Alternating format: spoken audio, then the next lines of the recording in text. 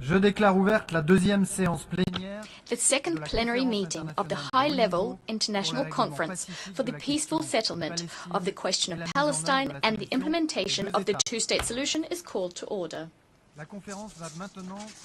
The conference shall now continue its general debate. As announced in our letter dated 9th June, and in accordance with the modalities of the conference contained in GA Resolution 79/81, as well as indicated yesterday, statements delivered in the general debate should not exceed 5 minutes. Speakers with longer statements are encouraged to read an abridged version of their text and then to submit the full length of their statement to estatements@un.org to be posted on the Journal of the United Nations. I now give the floor to His Excellency Ronald Ozi Lamola, Minister for International Relations and Cooperation of South Africa.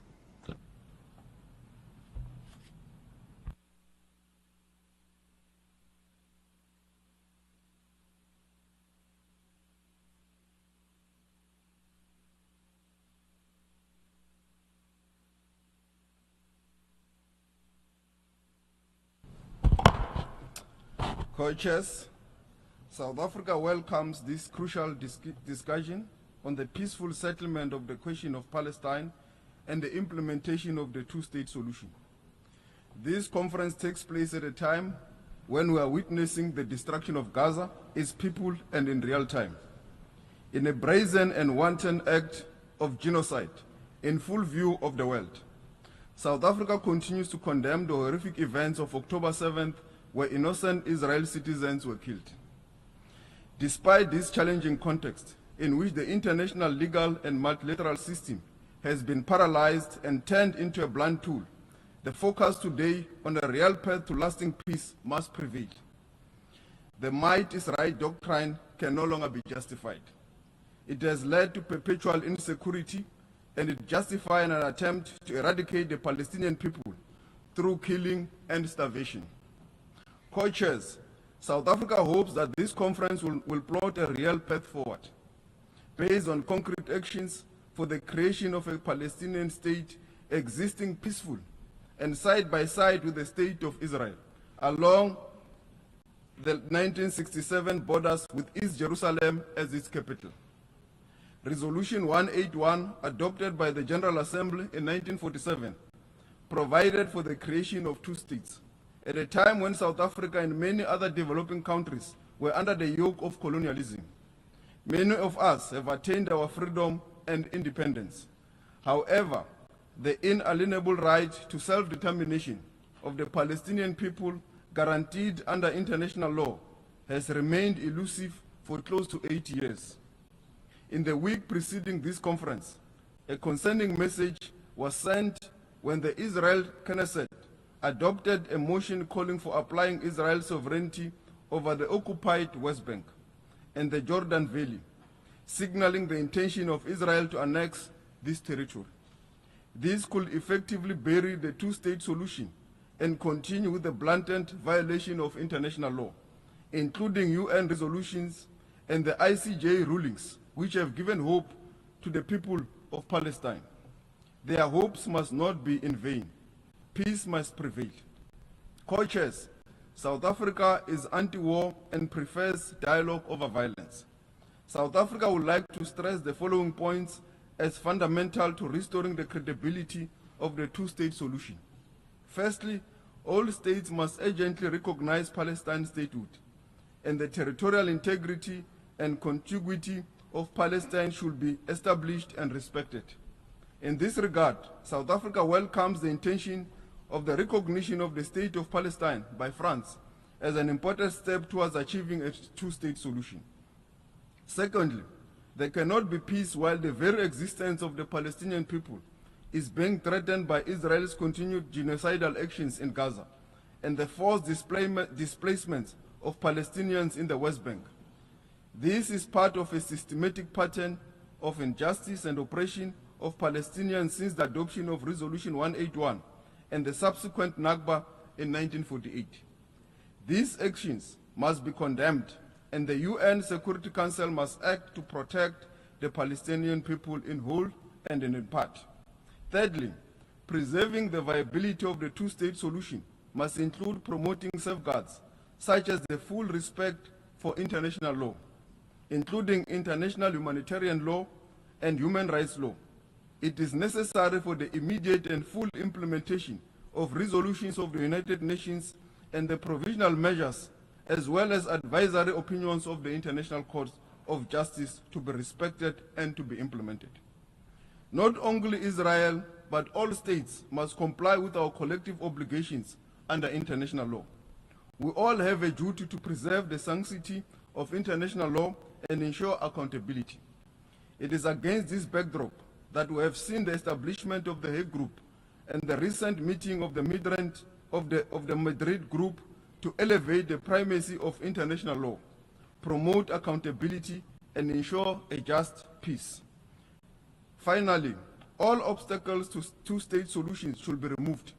These include an immediate ceasefire and a commitment to peace process, the release of all hostages by Hamas and political prisoners by the State of Israel, the halting of illegal Israel settlement expansion, the removal of the illegal separation wall cutting across the occupied Palestinian territory, and the resumption of all international reputable human rights relief efforts and the reconstruction of Gaza, which of course can only take place once there is peace. Co-chairs, global attention is on this conference. There is an expectation that we will deliver an effective response to the destruction of an entire population and a peaceful path for preserving the prospect of a viable Palestinian state, existing side by side with the State of Israel in peace and security. This expectation should not be misplaced and could not be higher. 8 years since the founding of the United Nations, this is a matter that has plagued our collective conscience. The solution lies with the tangible recommitment from all of us to the values that must bind us. Peace must reverberate in the Gaza Strip, in the West Bank, and in the whole of the Palestinian territory. And this is in our hands. I thank you.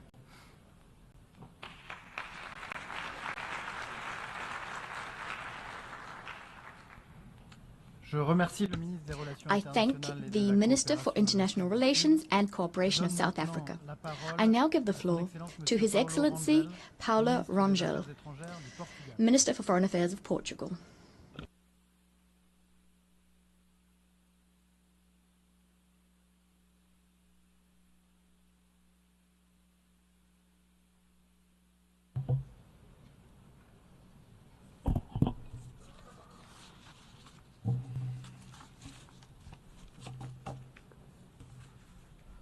Son Excellence, Ministre des Affaires étrangères de France. Your Excellency, Minister of Foreign Affairs of France. Highness, Prince Faisal, Foreign Minister of Saudi Arabia.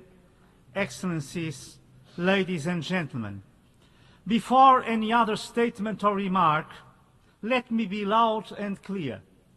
The war must end. The humanitarian crisis and starvation must end. This cycle of violence and destruction must stop. This cycle of violence, initiated with the barbaric attacks of October 7th and the capture of hostages, has led to the killing of thousands of civilians, women and children, and to the brutal destruction of almost all of Gaza's basic infrastructure.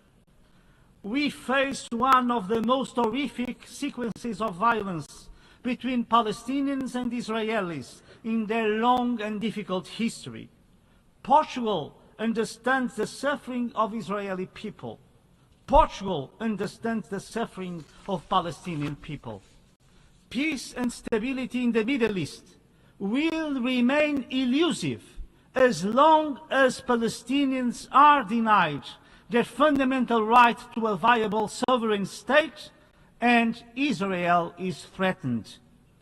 For that to happen, the war in Gaza must come to an immediate end, and the massive delivery of humanitarian aid must resume immediately. There is no justification for starvation and for the inhumane killing of civilians, including children, seeking to meet their most basic needs. Freedom of movement of Palestinians in and throughout Gaza must be wholly restored, and the forced displacement of the Palestinian population is simply unacceptable. The destruction of Palestinian homes and properties in the West Bank, including East Jerusalem, must come to a full halt. Likewise, settlement building in occupied land has to end, and settler violence against Palestinians has to be stopped. All hostages in Gaza must be released immediately and without any condition. The horror of the October the 7th attacks cannot be forgotten. Terrorism can never be justified. Excellencies, we thank the co-organizers, Saudi Arabia and France, for this very timely high-level ministerial meeting.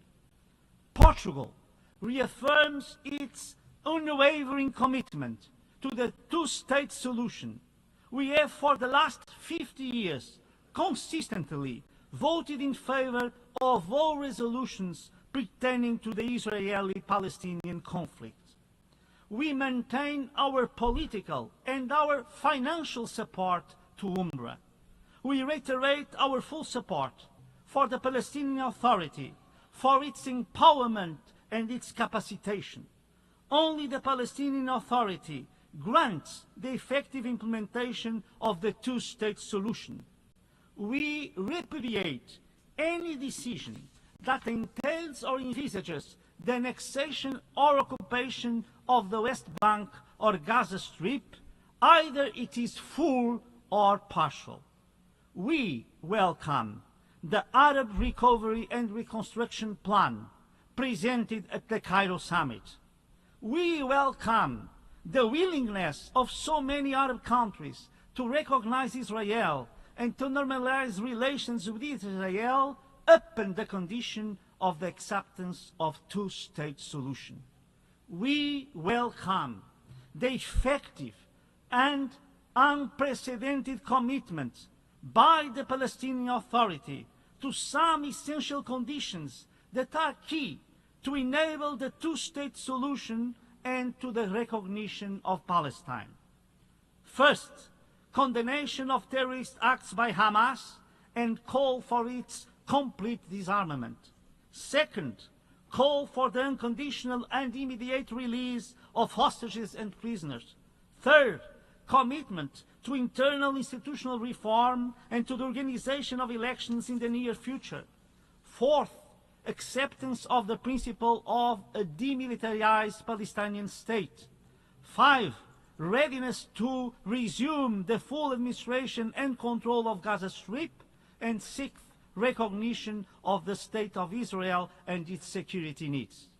These commitments of the Palestinian Authority are truly meaningful. Actually, these commitments substantiate a new step towards the implementation of the two-state solution. There is no doubt that this declaration of the Palestinian Authority, combined with the new position of so many states of the region towards Israel and its right to existence, in the very context of this conference, marks a turning point.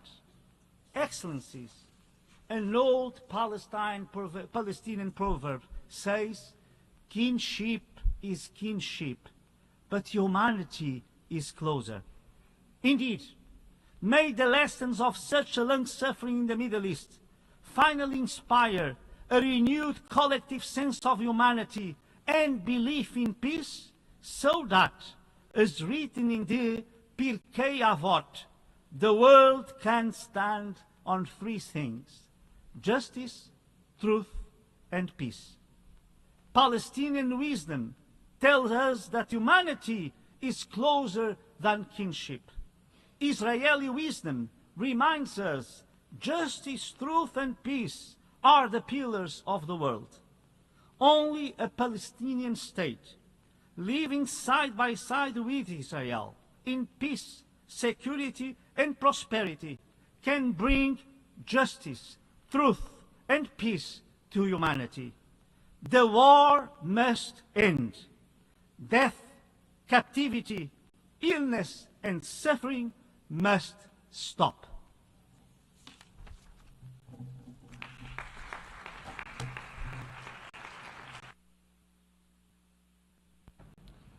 Je remercie le ministre des Affaires étrangères. I thank the Minister for Foreign Affairs of Portugal. I now give the floor to Her Excellency Rosa Yolanda Villavicencio, Acting Minister for Foreign Affairs of Colombia.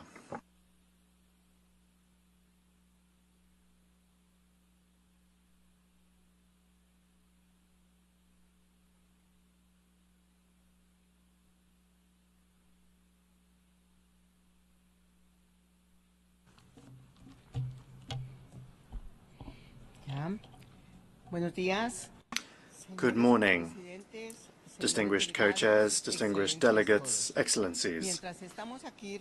While we are meeting here, hundreds of people are dying in Gaza. The world is watching with horror as a campaign of ethnic cleansing is rolled out against children, women, older persons, the sick and wounded, a campaign that is violating the most basic norms of international law. July was the most deadly month for the population of Gaza in the past 18 months. According to reliable information, on average, more than 100 Palestinians were killed by Israel each day this month. 10,000 more people have been injured. The figures show that despite international pressure, Israel has increased its violence. We are seeing indicators similar to those from February 2024. Enough is enough. The Gaza Strip is cut off from communications. There is no food nor drinking water, no medical care. Children are not going to school. Vaccination has been paralyzed, and the entry of humanitarian assistance has been blocked. Hunger has been added to Israel's arsenal of war, and now the population of Gaza is also dying of starvation. Enough is enough. And in the West Bank, settler violence, endorsed and encouraged by the occupying power, is imposing a regime of terror that openly defies international law. Enough is enough. We call for an immediate, permanent, and unconditional ceasefire and the end of the illegal occupation. We cannot remain indifferent in the face of the normalization of the systematic violation of the most basic norms of human coexistence. Enough is enough. With the disdain with which it has been addressing its international obligations, Israel is intending to destroy several decades of human progress, as reflected in the rules-based system that gave rise to the United Nations. The world cannot go back to tolerating the use of hunger as a method of war, or apartheid as a system of segregation and exploitation. Enough is enough. Colombia reaffirms its historic support for a peaceful, just, definitive, and comprehensive political solution to the question of Palestine, one that is based on the solution of two states living side by side in peace and security within secure and internationally recognized pre-1967 borders, and recognizing the inalienable right to return of Palestinian refugees. But when we speak of the two-state solution, we have to be clear. This cannot be a cosmetic fix that legitimizes the occupation. The Palestinian state must be a viable sovereign political entity, and it must have the same conditions as any of the countries participating in this conference. It must possess its own government, the ability to defend itself and to protect its population, total jurisdiction over its territory and its airspace, control of its borders, and the chance to administer its natural resources. We cannot tolerate conditions being attached to the full exercise of the right to self-determination of the Palestinians.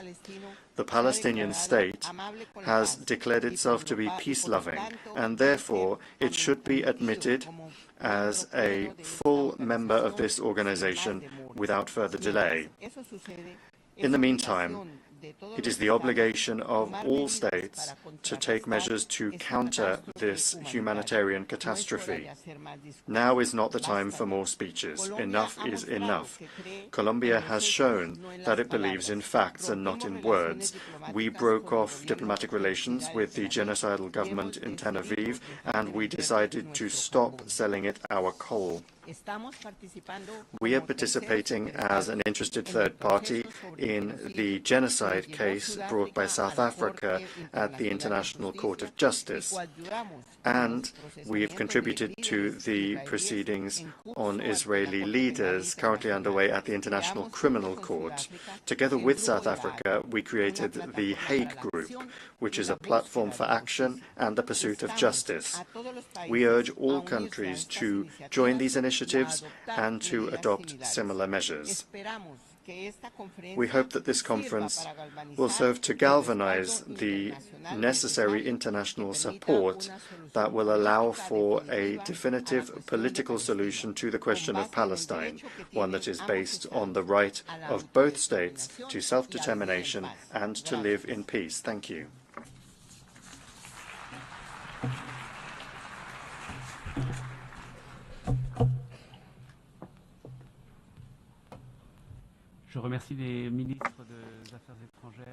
I thank the Acting Minister for Foreign Affairs of Colombia. I give the floor to His Excellency Luca Beccari, Minister for Foreign Affairs, Political Affairs, International Economic Cooperation and Digital Transition of San Marino.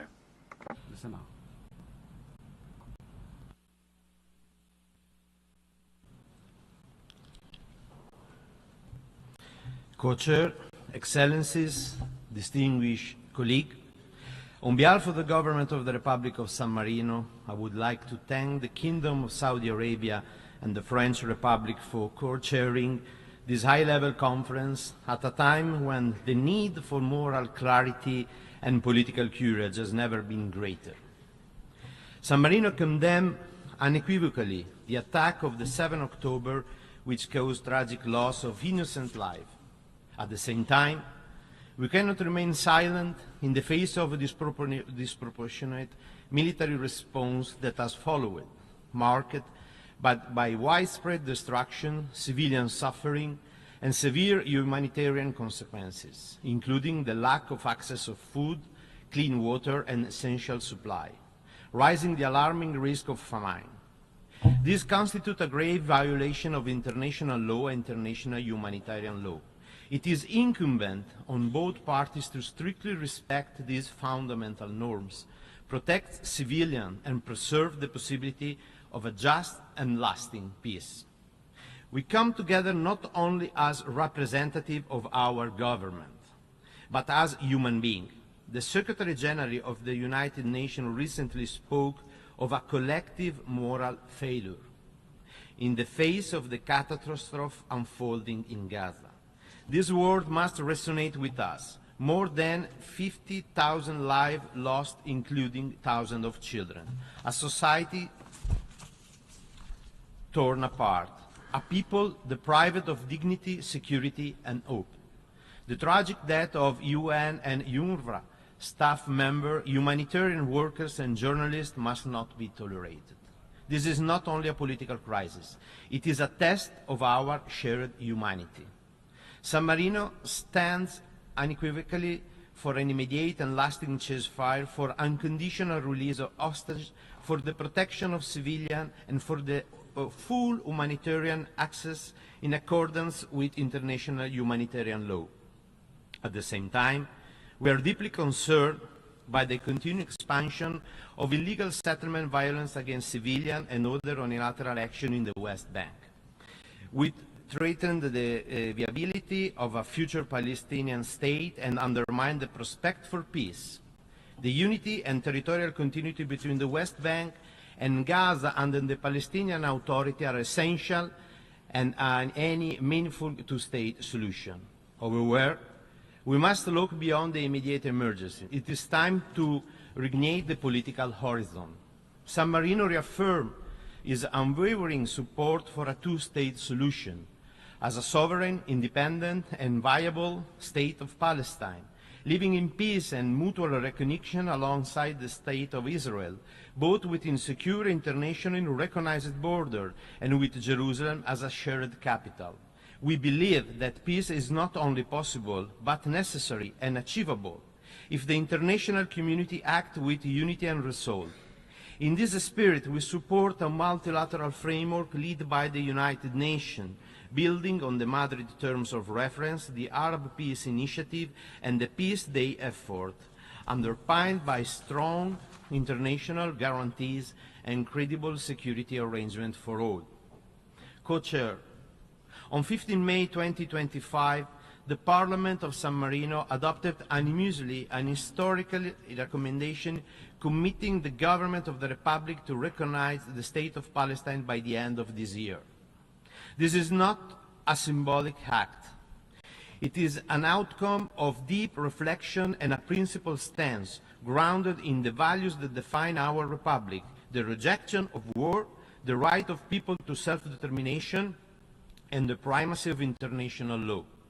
The recognition process has already begun. The Ambassador of Palestine has formally presented her letter of credence to the Captain Regent, our head of state. The next step will be the appointment of San Marino ambassador accredited to Palestine, establishing full diplomatic relations. We will also continue to support Palestine's full membership in the United Nations, as well as to affirm the need of international organization presence to deliver full and safe humanitarian assistance, especially for children, women, and the most vulnerable. San Marino urges all nations to take coordinated and courageous steps. We cannot allow violence, despair, and extremism to shape the future. We must act now to build a peace grounded in dignity, accountability, and mutual recognition. Co-chairs, San Marino believes that the value of the just peace and human dignity know no border. We stand ready to accompany this irreversible process, ensuring full respect for international law, compliance by all, and sustained engagement through credible multilateral mechanisms. Let this conference be remembered not as a missed opportunity, but as a turning point. Let us replace cynicism with determination and silence with action, by implementing the two-state solution and by defining a common framework for the recognition of the State of Palestine, with clear, shared milestones that can encourage all nations to take meaningful steps forward. Thank you.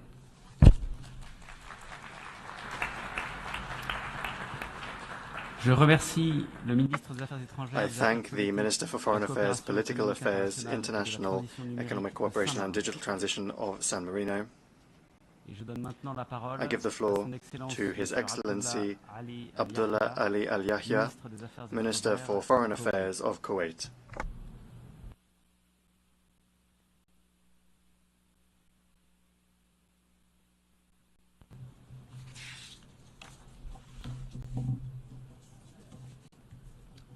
In the name of God, most compassionate, most merciful, Your Highness, Prince Farhan Al Saud, Minister of Foreign Affairs of the Kingdom of Saudi Arabia, and Minister Bahrain, the Minister of Foreign Affairs of the French Republic, Your Excellencies, distinguished ladies and gentlemen, may the peace of God be upon you. At the outset, I would like to extend my sincere thanks and appreciation to the Kingdom of Saudi Arabia and to the French Republic for convening this important conference. I would also like to thank the Presidency of the General Assembly and His Excellency the Secretary General for their great efforts to guarantee the organization and preparation of this conference.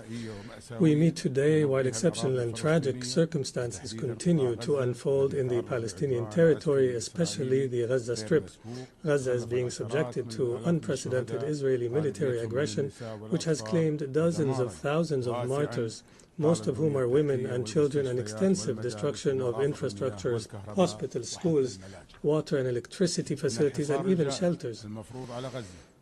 The oppressive blockade on Gaza and the denial of food, medicine, electricity and water have led to a humanitarian catastrophe that threatens the lives of more than 2 million people, most of whom are innocent civilians. This has exceeded a catastrophe, has become a challenge to the human conscience. The continued military aggression and the disregard for humanitarian and legal principles represents an inability of the international community to perform its duties, and it encourages impunity.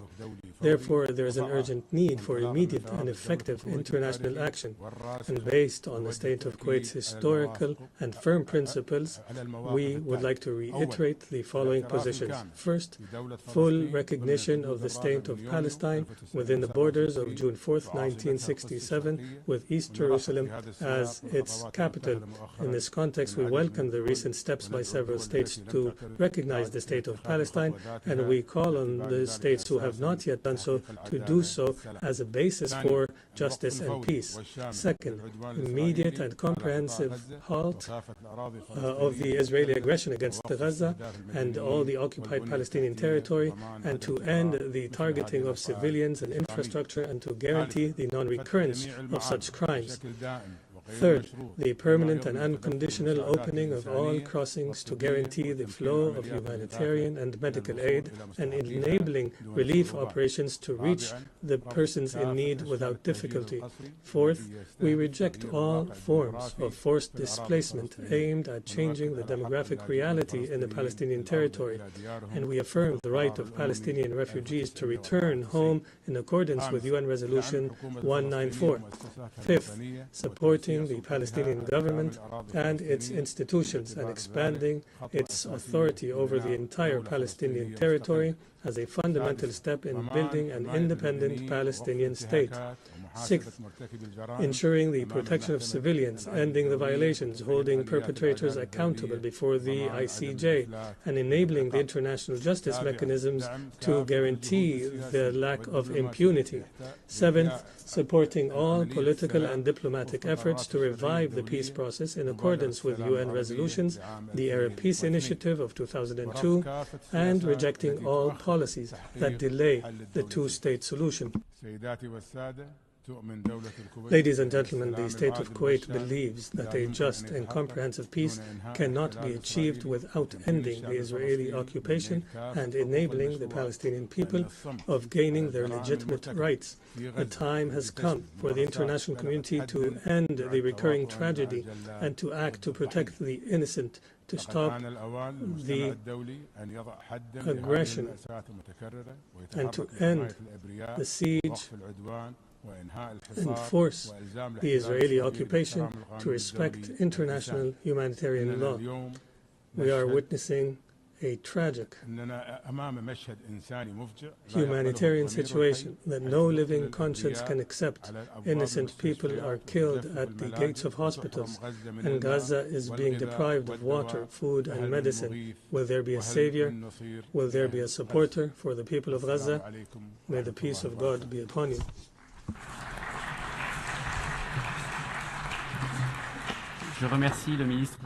I thank the Minister for Foreign Affairs of Kuwait.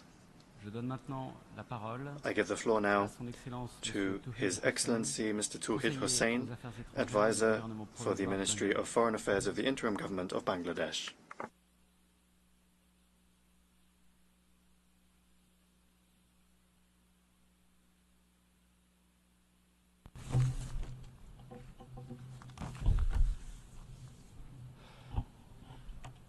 Co-chairs, Excellencies, distinguished delegates. At the outset, I thank the co-chairs, France and Saudi Arabia, for convening this high-level conference at the time when unity and urgency are more important than ever in advancing the discourse on peace and justice in Palestine. In this respect, I also commend the unwavering commitment and diligence of the 8 working group members. Excellencies, Bangladesh approaches this conference with moral clarity and a solemn sense of responsibility. Our Constitution commits us to stand with those who face oppression and affirms the right of people to self-determination. From our liberation war in 71 to the recent mass uprising in July and August last year, the people of Bangladesh always pursued the right to self-determination.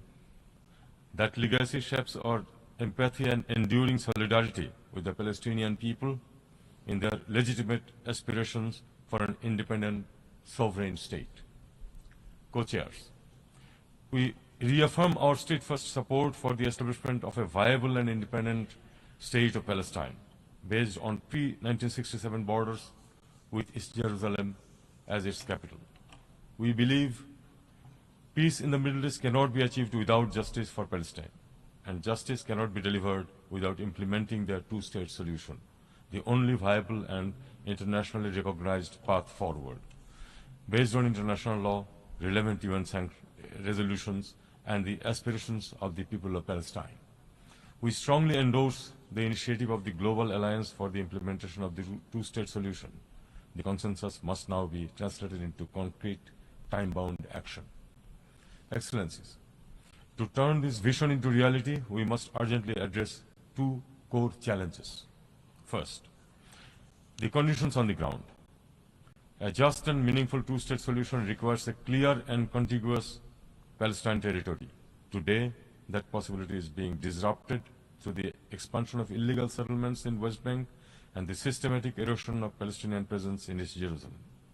Bangladesh calls for full compliance with international law in line with the advisory opinion of the International Court of Justice issued on 19 July 2024, ending Israel's unlawful presence in the occupied Palestinian territory. Second, flagrant violation of international humanitarian law unfolding since October 2023, which is unprecedented in scale and gravity. More than 58,000 Palestinians have lost their lives and many more have been injured, most of them women and children. Schools, hospitals and aid camps are under attack by IDF, with countless bodies lying beneath rubble in Gaza. We are undoubtedly witnessing one of the gravest genocides of our time. Bangladesh condemns this genocidal killing in Gaza and calls for accountability of the perpetrators. Use of starvation as a weapon by Israel is absolutely not acceptable. Co-chairs, words alone will not heal the sufferings of the Palestinian people. Our actions must be visible. From this conference, we simply cannot go back to where we were. Our topmost priority should be executing an immediate and unconditional ceasefire in Gaza, and to ensure the urgent, sufficient and unhindered delivery of essential supplies and services throughout the Gaza Strip. UNRWA should be strengthened and any attempt to hinder its operations should be resisted. Civilians, aid workers and medical personnel must be allowed immediate, safe access. We also need to mobilize new resources and funding to address the humanitarian crisis and to implement an effective and sustainable reconstruction of Gaza. We stand ready to join any UN-led efforts for rebuilding Gaza by deploying personnel to support humanitarian and future reconstruction plan. Co-chairs, we reiterate our call for the full recognition and membership of the State of Palestine in the United Nations. The implementation of the two-state solution must begin now. We must act with urgency and courage to uphold international law, international humanitarian law, and the UN Charter. Let us reaffirm our collective commitment and take our position to the right side of history. Thank you all.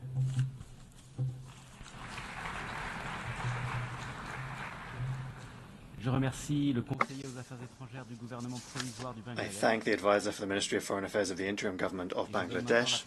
I now give the floor to Her Excellency Ima Torfaus, Minister for Foreign Affairs of Andorra.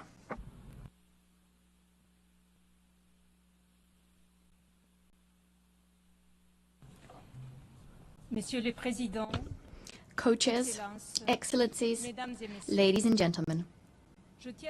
At the outset, I would like to welcome the convening of this high-level conference at a time when, following almost 2 years of war in Gaza, the suffering of civil society is at fever pitch. At a time when the world is deeply upset by the humanitarian situation in the region, we, representatives of United Nations member states, have a moral and a political duty to establish the conditions for lasting peace in the Middle East, a region which is undergoing this ordeal for decades now. The time has come to settle the question of Palestine. The settlement, in our view, can only occur through the implementation of the two-state solution. Andorra fully supports this solution, a solution underpinned by international law and the conditions set forth inter alia in successive United Nations resolutions as well as the Madrid Peace Initiative. Andorra, drawing on its 700-year history of peace, has historically been deeply committed to the principle of neutrality. Over the last 2 years, we've followed with great disquiet the situation unfolding in the Middle East, and in particular the situation in Gaza. Repeated violations of international law, as well as humanitarian law, have led us to a position of active neutrality. We firmly and repeatedly condemned the terrorist attacks perpetrated by Hamas in Israel on the 7th of October 2023. We've called for the release of hostages. At the same time, we've expressed deep regret at just how violent the response to these attacks is. We also regretted indiscriminate attacks on civilians, which have claimed the lives of almost 60,000 people, the majority of them women and children. This spiral of violence has resulted in a catastrophic humanitarian situation, with access to civilians already facing a terrible situation obstructed. The situation is, let me repeat it, unbearable. Andorra would like to once again call for an immediate and lasting ceasefire, as well as respect for international humanitarian law, as well as the unconditional release of all hostages. We've supported the resolutions adopted by the United Nations General Assembly, resolutions calling for the protection of civilians, for a guarantee of safe and unfettered access for humanitarian aid going into Gaza, as well as for the protection of humanitarian personnel, in accordance with international law. Against this backdrop, we'd like to reiterate our full support for UNRWA, which has many of its humanitarian workers among the victims. In our view, UNRWA remains an indispensable actor in the field. Ladies and gentlemen, aggression is never the solution. Violence is never the answer. Terror is never the solution.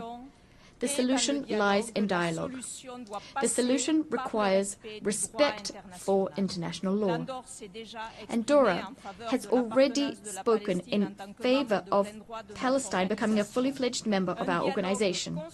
Constructive dialogue, bringing together all actors under the same conditions, bringing them to the table, can only be of benefit for a lasting solution. We stand ready to take an additional step. Our government is working so that in the near future we can be in a position to recognize the state of Palestine. Co-chairs, since the adoption of Resolution 79/81 by the General Assembly in December of last year, the 8 working groups working under your auspices have considered the various aspects, paving the way for peace in the Middle East on a viable and robust basis. As we prepare to celebrate the 80th anniversary of the United Nations, it is high time to renew and to reiterate our commitments to the principles enshrined in the United Nations Charter. This conference is the time to prove that we are actors forging effective and inclusive multilateralism. Multilateralism which goes beyond our differences and allows us to come up with solutions to complex crises. I stand convinced that we will manage to garner the necessary consensus to achieve a viable solution, together with a realistic roadmap and the means for effective action. I thank you. Je remercie la ministre des Affaires étrangères. I thank the Minister for Foreign Affairs of Andorra. Et je donne maintenant la parole I now give the à floor son Excellence to Madame Her Excellency Catherine, Torgeir Katrín Gunnarsdóttir, ministre des Affaires étrangères. Minister for Foreign Affairs of Iceland. Distinguished co-chairs, dear colleagues, Iceland recognized the independence and sovereignty of the State of Palestine in 2011, being one of the first in Western Europe to do so. Our position then and now is firmly founded in our belief in equal rights of both peoples to self-determination, Israelis and Palestinians, and the conviction that it is the only way forward to build lasting peace and stability in the region. We applaud, of course, France for announcing that they now intend to take the same step here in New York in September, and we encourage others to do the same. There are those who claim that recognition of Palestine is and would be a reward to terrorist groups that oppose peace. I say, however, that recognition is not a gift. It is a rightful affirmation of statehood necessary to enable meaningful negotiation between equals and to give effect to inalienable right of all peoples to self-determination.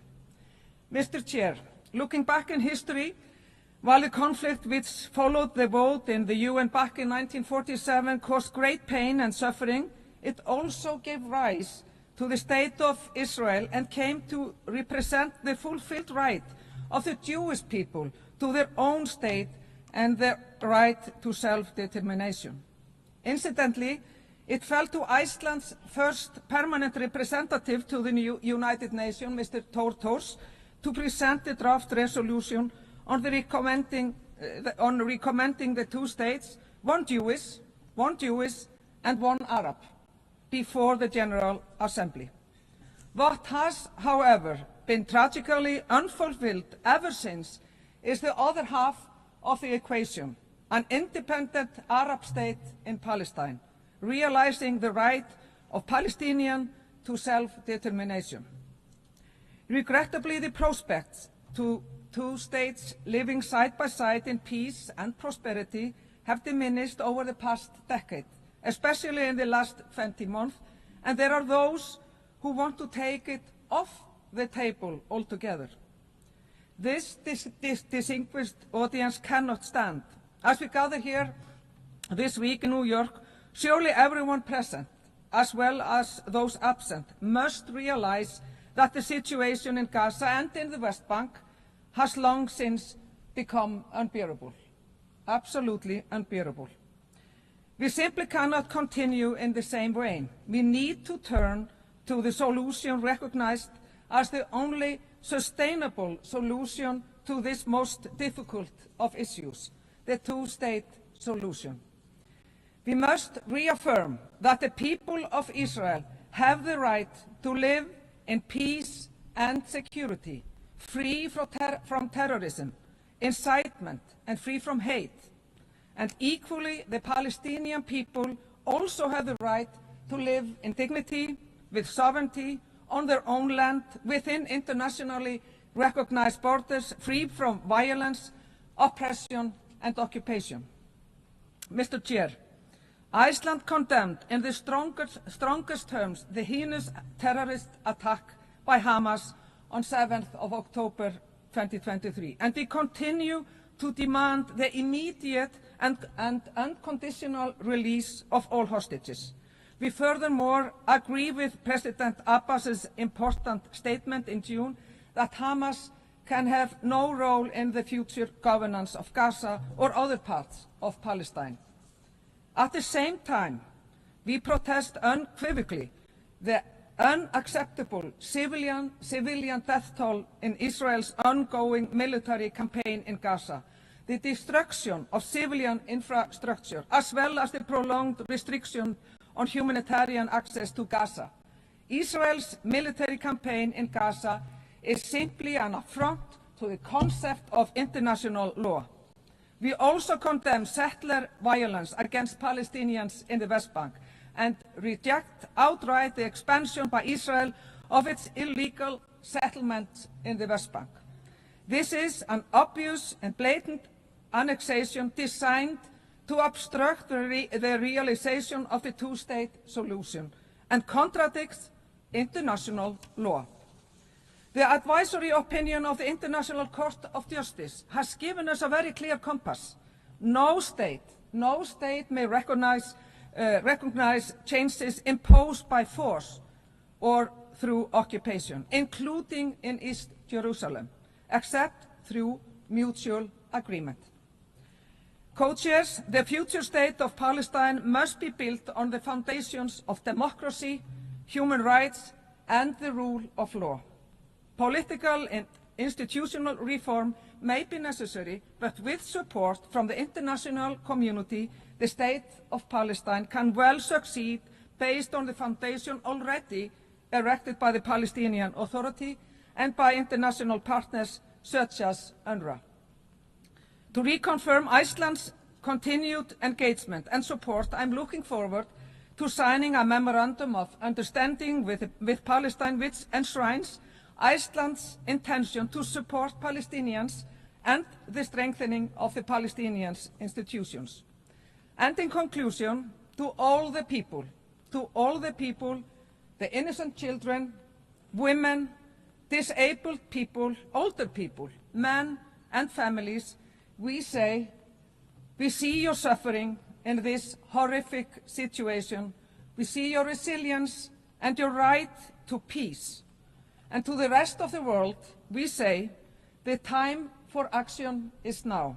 Not after more lives are lost, not after more walls go up. The time is right now. Thank you. Je remercie la ministre des Affaires I thank the étrangères de Minister for l'Islande. Foreign Affairs of Iceland. Et je donne maintenant la I now give the parole floor à son Excellence to His Monsieur Excellency Alberto Van Claveren, Minister for Foreign Affairs of Chile.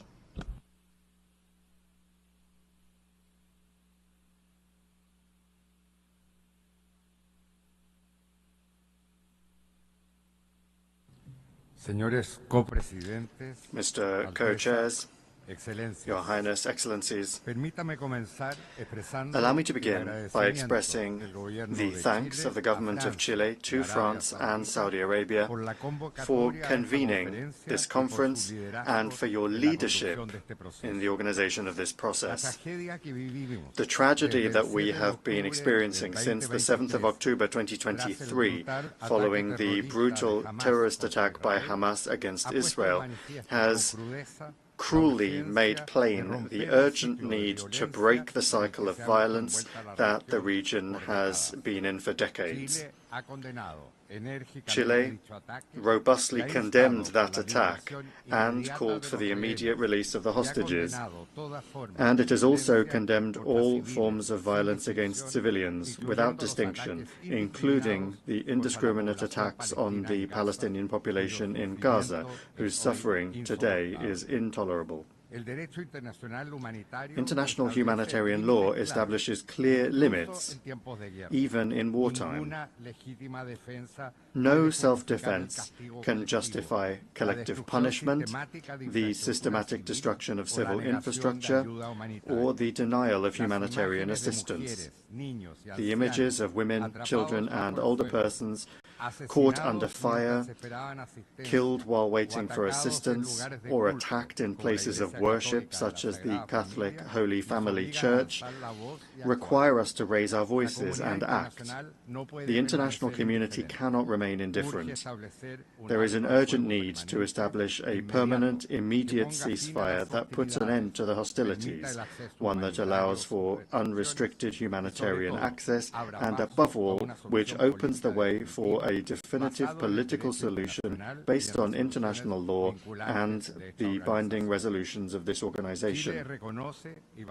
Chile recognizes and values the mediation efforts carried out by Egypt, Qatar, and the United States, and reaffirms its full support for the work of UNRWA, the importance of which in Gaza is irreplaceable. Its neutrality was validated by the recent external review, and it is essential that states ensure its ongoing financing. At the same time, it is essential that we strengthen Palestinian institutions, which will have to take on greater responsibilities for civil administration and reconstruction. In the light of Resolution 1325 on women, peace and security, Chile also calls for the contribution of women as relevant actors when it comes to peace. Co-chairs, the two-state solution is not an abstract aspiration. It is a commitment made by the international community more than 7 decades ago, enshrined in multiple resolutions of the General Assembly and the Security Council. Regrettably, today, its viability is in jeopardy. The situation in the occupied West Bank, where acts of violence against civilians continue alongside the worrying expansion of illegal settlements, constitutes a grave threat to international law and to any real possibility for lasting peace. The advisory opinion issued by the International Court of Justice in July 2024 unequivocally reaffirmed the illegal nature of these practices. Chile actively participated in that case and fully supports the court's conclusions. We urge all states and international organizations to take them on board and to put them into practice. Moreover, Chile intervened before the International Court of Justice in the case brought by South Africa under the Convention for the Prevention and Punishment of the Crime of Genocide, and, together with Mexico, issued a referral to the International Criminal Court to strengthen the investigation into presumed war crimes and crimes against humanity. Our commitment to international justice and to the protection of human rights is unwavering. We also recall that Resolution 2735 of the Security Council prohibits any demographic or territorial change in Gaza. The unity, contiguity and integrity of the occupied Palestinian territories must be respected. We call upon the government of Israel to immediately stop the expansion of settlements in the West Bank and to fulfill its obligation as occupying power to effectively protect the civilian population under its control. Mr. Co-Chairs, the only sustainable path towards just and lasting peace in the Middle East is the solution of two states living together in peace and security within secure, mutually recognized and agreed borders, and with Jerusalem as the future shared capital. There can be no security for Israel nor dignity for the Palestinian people if there is not mutual recognition of their fundamental rights. Thank you.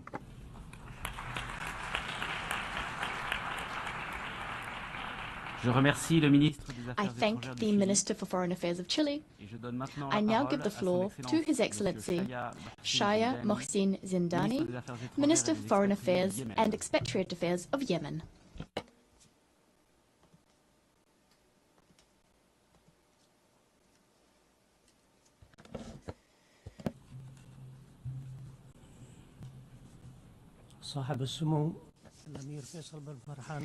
His Highness Saudi Foreign Minister Prince Faisal bin Farhan Al Saud, His Excellency French Foreign Minister Jean-Noël Barrot of France, Highnesses, Excellencies, ladies and gentlemen.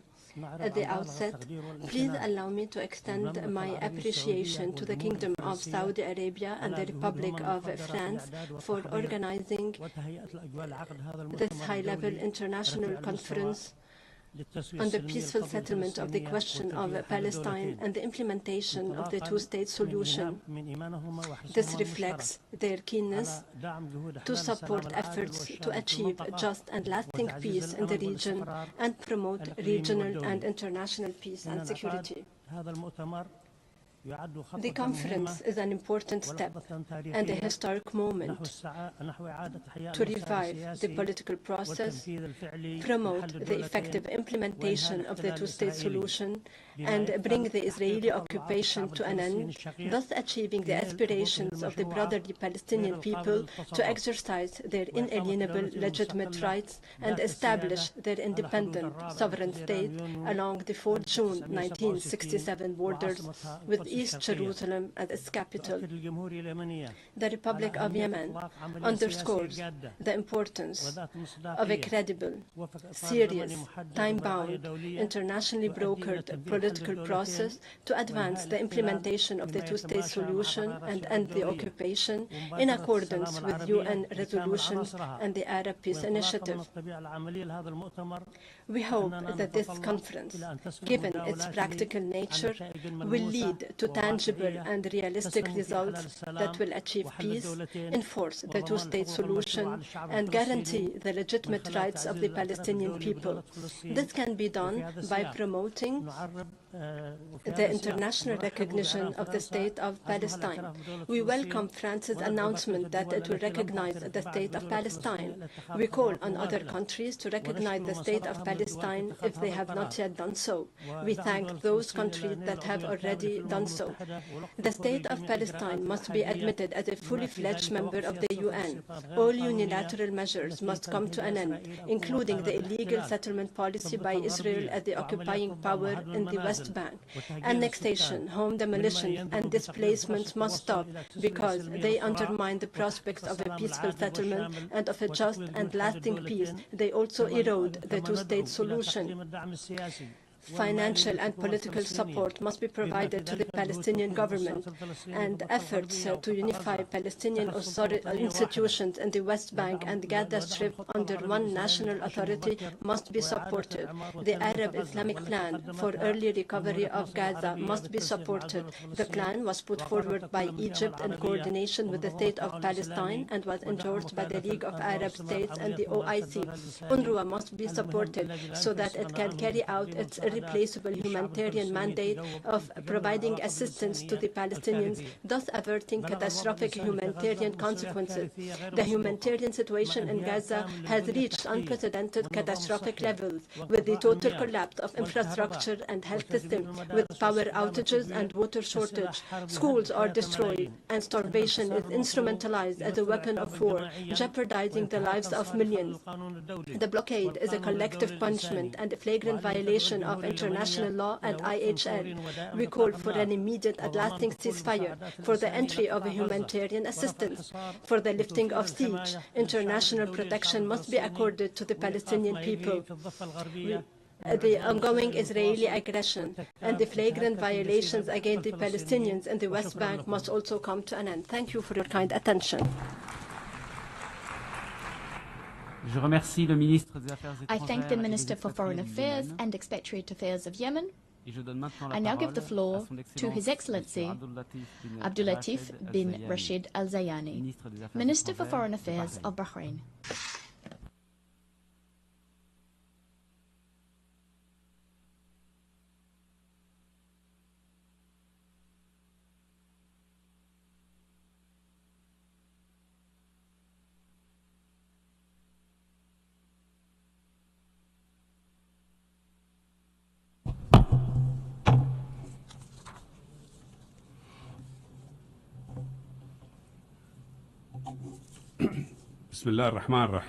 In the name of God, most gracious, most merciful, His Highness Prince Faisal bin Farhan, His Excellency Mr. Jean-Noël Barrot, His Excellency Secretary General of the United Nations, distinguished guests, may God's peace and blessings be upon you.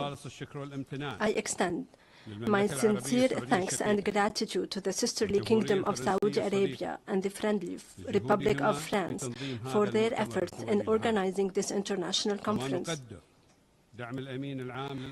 We appreciate the support provided by the Secretary General of the United Nations for initiatives that create a conducive environment for peace in the Middle East. At the outset, We emphasize that the Kingdom of Bahrain has always been a champion of peace and security, calling for a stable and secure environment where all peoples of the region can flourish regardless of their religious, sectarian, ethnic, or ideological differences. The Kingdom of Bahrain believes that the legacy we leave for future generations is rooted in ensuring security, stability, and prosperity. Its achievement depends on our collective ability to confront ongoing challenges, mainly the Palestinian-Israeli conflict. This chronic, tragic issue has hindered regional peace and stability and impacted many countries. We, in the Kingdom of Bahrain, recognize that a just and lasting solution can only be achieved through direct negotiations and diplomatic dialogue between all parties, leading to the establishment of an independent Palestinian state coexisting peacefully with Israel. Our vision envisions normal relations between the Israeli and Palestinian peoples and all countries of the region. This ambition can be achieved with good intentions and if everyone commits to the goal of achieving sustainable peace. To advance this vision, we urgently call for an immediate ceasefire in the Gaza Strip, prioritizing humanitarian relief and the swift release of hostages. The current humanitarian crisis underscores our shared responsibility to safeguard human dignity and the fundamental rights to life, liberty, and security for all peoples of the region.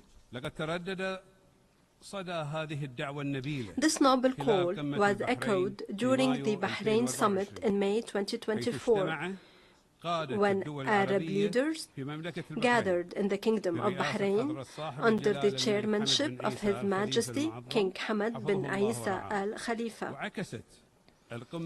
The summit reflected the leaders' collective commitment to a peaceful solution to the Palestinian-Israeli conflict through the convening of an international conference that facilitates negotiations between all concerned parties. The Kingdom of Bahrain calls on you to strengthen mutual cooperation, overcome differences, and focus on our shared goals of peace, stability, and prosperity. Together, we can build a future that respects the rights and aspirations of both Israelis and Palestinians and promotes the spirit of cooperation and coexistence for all peoples of the region and throughout the world. Thank you for your kind attention. May God's peace, mercy, and blessings be upon you. I thank His Excellency the Minister for Foreign Affairs of Bahrain, and I now give the floor to His Excellency Abdul Qadir Hussein Omar, Minister for Foreign Affairs and International Cooperation of Djibouti.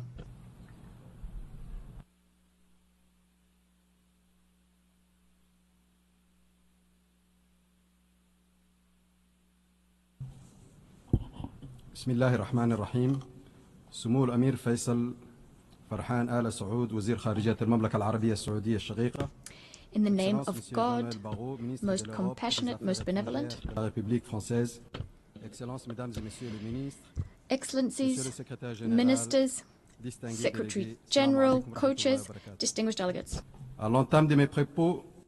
At the outset, on behalf of the Republic of Djibouti, we would like to extend our heartfelt congratulations to the French Republic and to the Kingdom of Saudi Arabia. Congratulations for convening this high-level international conference for the peaceful settlement of the question of Palestine and the effective implementation of the two-state solution. We'd also like to thank the co-chairs for their commitment and for preparing the 3 round tables.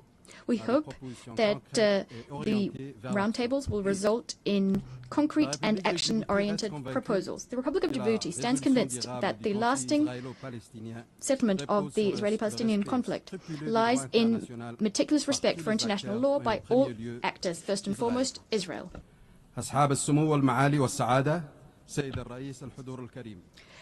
Your Highness, Excellencies, Co-Chairs, ladies and gentlemen, the Republic of Djibouti, its leadership and its people have stood firm on Palestine, on a just solution. We've supported the two-state solution very clearly. That is the only viable choice that can put an end to the occupation and uphold the rights as well as the security of all people in the region. Here, we would like to reiterate that security can only be built cannot be built on injustice. Stability cannot be imposed by sieges. You need justice to achieve peace, serious negotiations and sincere policies. We cannot remain silent given what's happening today in the Gaza Strip, an inhuman tragedy of unbearable proportions, a deep wound in our universal conscience, an affront to the fundamental values on which our international order rests. The suffering we've been witnessing has robbed humanity of its very meaning, of its substance. That is knowing how to stand up and reject injustice. This throws into sharp relief the dramatic failure of our collective conscience, faced with young lives cut short, the suffering of families, the targeted destruction of hospitals, schools and homes, and this during an unbearable blockade which has claimed innocent lives. This is morally unacceptable, legally unjustifiable and humanly intolerable for humanity. It's a flagrant violation of international humanitarian law and the fundamental principles of human dignity, as well as of our shared responsibility. It is long overdue for the international community to take action, not to further its own interests or out of some calculus, but out of duty, out of loyalty for the principles of justice, peace, and the responsibility we solemnly shoulder. Excellencies, ladies and gentlemen, the lasting settlement of the Arab-Israeli conflict cannot forgo a return to the foundations laid down in the Arab Peace Initiative adopted in 2002. This initiative, supported by all Arab states, is a constructive and balanced framework. Today, it is an unavoidable model for any just and comprehensive solution that is in keeping with international law. It's also worth recalling the importance of the advisory opinion issued by the International Court of Justice on the 19th of July 2024. This is a legal milestone of great importance. Through the opinion, the court clearly determined the imperative legal principles framing the consequences of the policies imposed by Israel in the occupied Palestinian territory, including East Jerusalem. This opinion reinforced not only the legitimacy of the rights of the Palestinian people, but also committed the entire international community to take stock of the consequences thereof. In this spirit, we call on all states to fully respect their legal obligations, an indispensable precondition for the emergence of a lasting, just solution in keeping with international law. We urge on all those who haven't yet done so to immediately recognize the state of Palestine, following in the footsteps of 148 states have already done so, in keeping with their duty to support the right of the Palestinian people to self-determination. I'd also like to seize this opportunity to renew the congratulations issued by His Excellency Ismail Omar Guelleh of the Republic of Djibouti to his counterpart, President Emmanuel Macron, on the announcement of the official recognition of the State of Palestine by France at the upcoming session of the General Assembly. This historic decision, taken at a crucial moment for the Palestinian people, helps to build up the momentum towards lasting peace. Excellencies, ladies and gentlemen, on the diplomatic front, Djibouti calls on all states to resolutely commit to the objectives of this conference and to actively support the implementation of the two-state solution. This solution remains the only viable path to a peaceful settlement that would guarantee the existence of two sovereign and independent states living side by side within 1967 borders, living in peace and security. We must dare to change history. Yes, we can meet the aspirations of the Palestinian people, recognizing their legitimate aspiration to live in their own state, on their own territory. I thank you. I thank the Minister for Foreign Affairs and International Cooperation of Djibouti. I now give the floor to Her Excellency Celinda Sosa Lunda, Minister for Foreign Affairs of the plurinational state of Bolivia.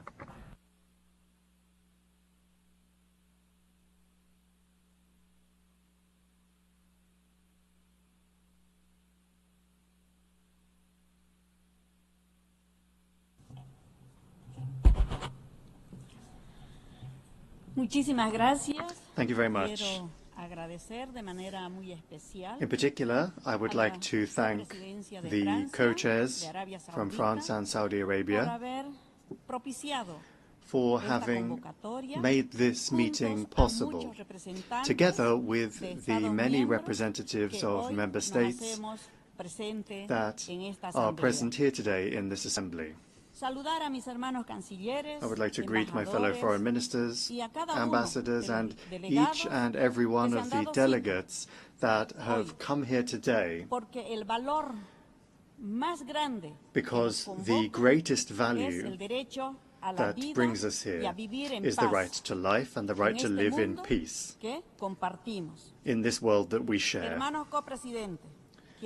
My brothers, co-chairs, I would like to express the greetings from our brother, President Luis Arce Catacora, and above all from the Bolivian people.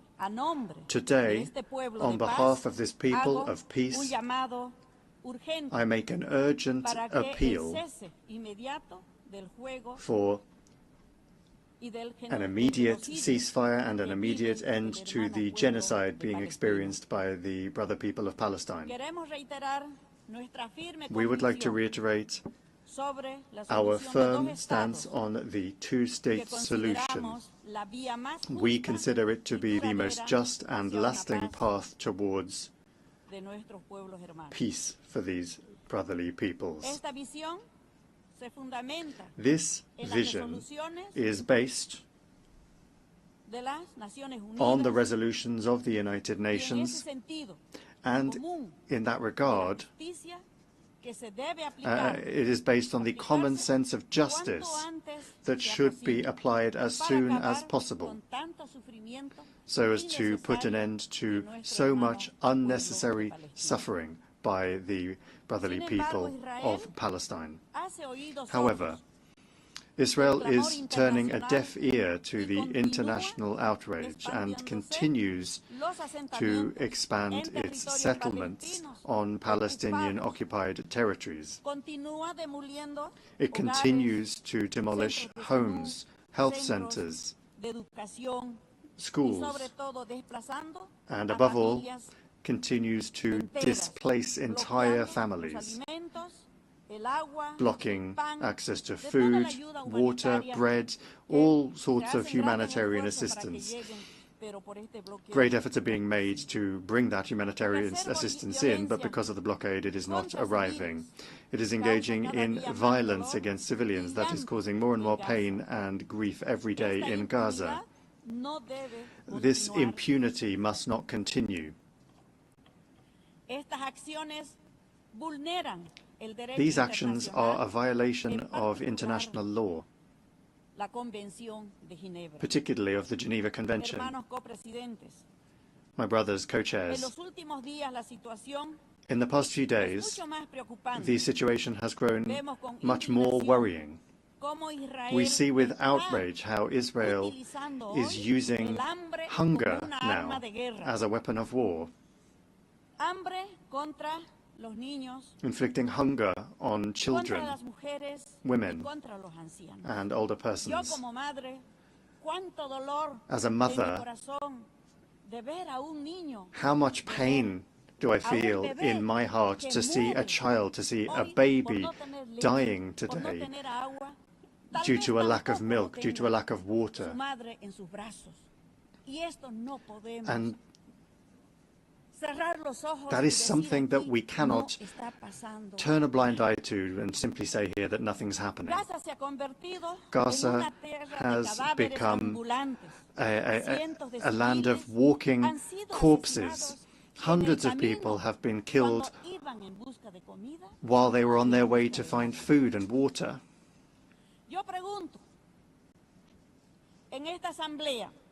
I would like to ask in this assembly, civilians, children, older persons, the press, and United Nations officials themselves, when did they all become targets in war? How much have we done as human beings to stop this catastrophe that is playing out in Palestine? What is happening in Gaza is a humanitarian catastrophe, and it must be stopped immediately.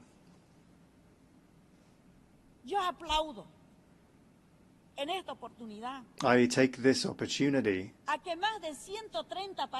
to applaud the fact that more than 130 countries are here today, so that this voice can be heard, so that this voice can be raised up, and so that this does not just become yet another meeting of the United Nations General Assembly, but rather to make sure that it is a meeting with results, so that tomorrow we don't continue to hear about children dying of hunger, women and men dying of hunger.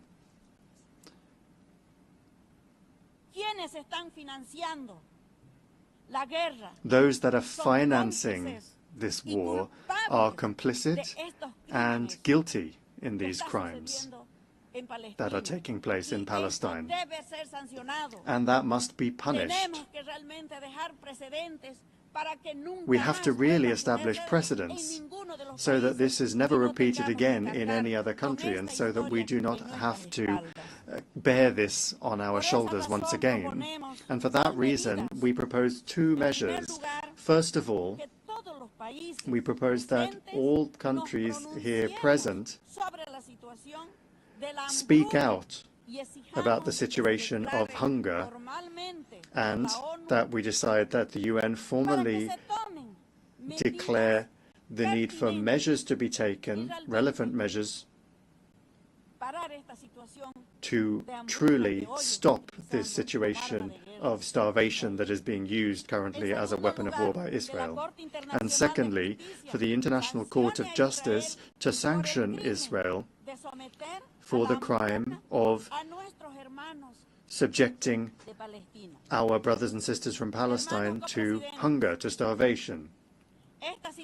Co-chairs, this situation requires firm decisions to be taken. We should not just focus on palliative measures. The genocide has to be stopped, and the two-state solution has to be implemented. We have to ensure the fulfillment and the implementation of the resolutions that are issued at this UN General Assembly meeting. Bolivia urges countries to take on a more active role in the defense of the rights of the Palestinian people, and to promote effective multilateralism and pursue a peace that does not humiliate anyone and that recognizes everyone. And for that reason, I would like to congratulate the brotherly people of France for recognizing the state of Palestine, and that should serve as an example for many states, for us to recognize the existence of Palestine as a sovereign and free country. Because there can be no security without justice, there can be no peace without dignity, and there can be no solutions without mutual recognition and without recognizing the right of the other to exist.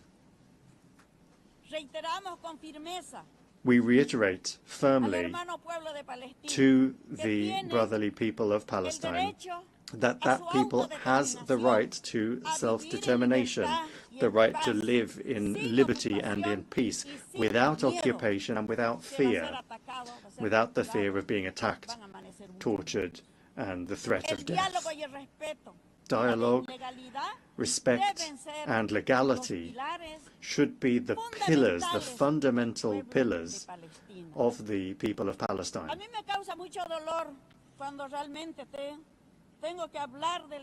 It causes me a great deal of pain when I have to speak about the people of Palestine. Those of us that are far away only see the stories in the news, but what is really being experienced by the brotherly people of Palestine is much more serious. But with firmness and the support of many countries, such as Germany, which is putting together an air bridge to ensure the arrival of food, that already constitutes recognition. And I would like to congratulate and thank many countries, really. Bolivia is a small country, but we have been firm from the outset, and we have made many efforts to ensure that humanitarian assistance reached Palestine. I would like you to help me in saying, long live free Palestine. Thank you very much. Je remercie la ministre des Affaires étrangères de I thank the Minister of Foreign Affairs of the plurinational state of Bolivia. I now give the floor to His Excellency Mr. Mbay Mohamed, Minister of Foreign Affairs and International Cooperation, responsible for the Arab world, the diaspora, Francophonie, and African integration of Comoros.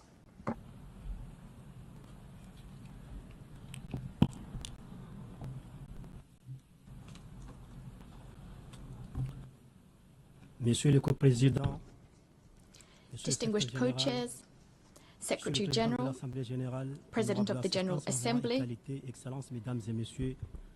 Your Excellencies, all protocols observed. Ladies and gentlemen, Salam Alaikum. In 2015, in the same house, a symbol of diplomacy, living together, and international law, global goals were adopted so as to eradicate poverty, protect our planet, and ensure that all humans live in peace and prosperity, that they will live in peace and prosperity by 2030. A decade later, as we inch closer to the 2030 horizon, a deadline we fixed ourselves for offering humanity the right to live in peace and prosperity without any distinction based on race or religion. At this time, the Palestinian people is confronted with a choice between death by bombs or death by hunger. Every day, men, women, and children are dying, while we cannot take action to stop this genocide unfolding before our very eyes. Excellencies, ladies and gentlemen, today, even the deaf hear the cries of Palestinian children. The blind can see the bloodbath, the deprivation and desolation of the Palestinian people. Excellencies, ladies and gentlemen, this meeting comes at a crucial point for peace and security in the Middle East. It reflects the renewed will of the international community to revive the peace process on just, equitable, and lasting foundations in keeping with international law and relevant United Nations resolution. Right now, the world has its eyes upon us at a time when international law, a sentinel, a guarantor of global peace and security, is being trampled like never before. It's as if our world had become a wilderness where might makes right, a world which seems to have lost its soul, the soul of our humanity, a world which is lost.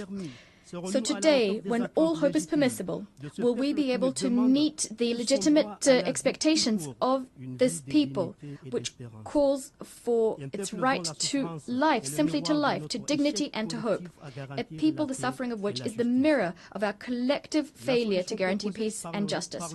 The solution proposed by the United Nations, that is, a Palestinian state living peacefully side by side with Israel, is the only way forward.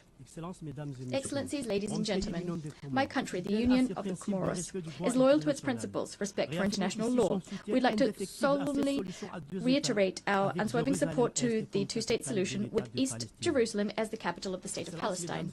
Excellencies, ladies and gentlemen, the Union of the Comoros welcomes the convening of this international conference, co-chaired by France and Saudi Arabia under the auspices of the United Nations. A meeting being held just a few weeks before the 80th session of the general debate of the General Assembly. Given the pace of massacres being perpetrated against the Palestinian people, by the time the next General Assembly takes place, we risk having on our conscience the fact that we didn't manage to act to save thousands of innocent lives. Thus, we are duty-bound to come out of this conference with the deepest conviction that we resolutely place the future of the Palestinian people atop our international agenda. Excellencies, ladies and gentlemen, for decades now, voices have cried out to denounce the injustice being subjected on the Palestinian people.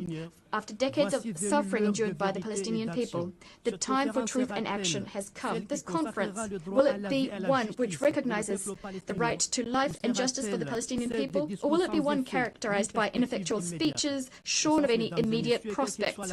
Ladies and gentlemen, regardless of what the answer is, one thing is certain. Someday, history will judge us.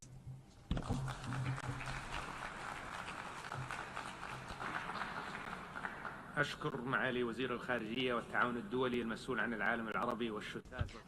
thank the Minister of Foreign Affairs and International Cooperation,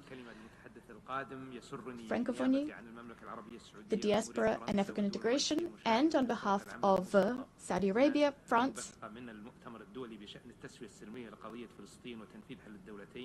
and the chairs of the working groups of the conference, Brazil, Canada, Egypt, Indonesia, Ireland, Italy, Japan, the Hashemite Kingdom of Jordan, Mexico, the Kingdom of Norway, Qatar, Spain, Turkey,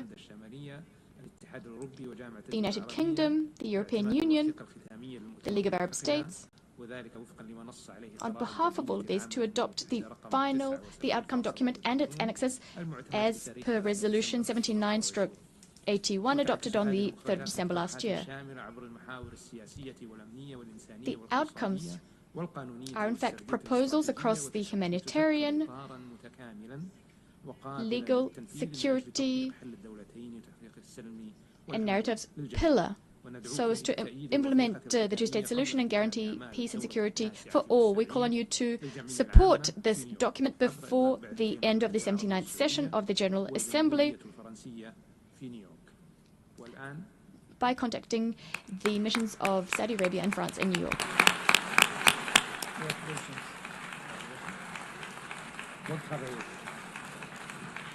والآن أعطي الكلمة إلى سعادة توسكاسا أويومورا الممثل الخاص لحكومة I now give the floor to His Excellency Tsukasa Uemura, Special Representative of the Government of Japan, Special Envoy of the Government of Japan for the Middle East Peace.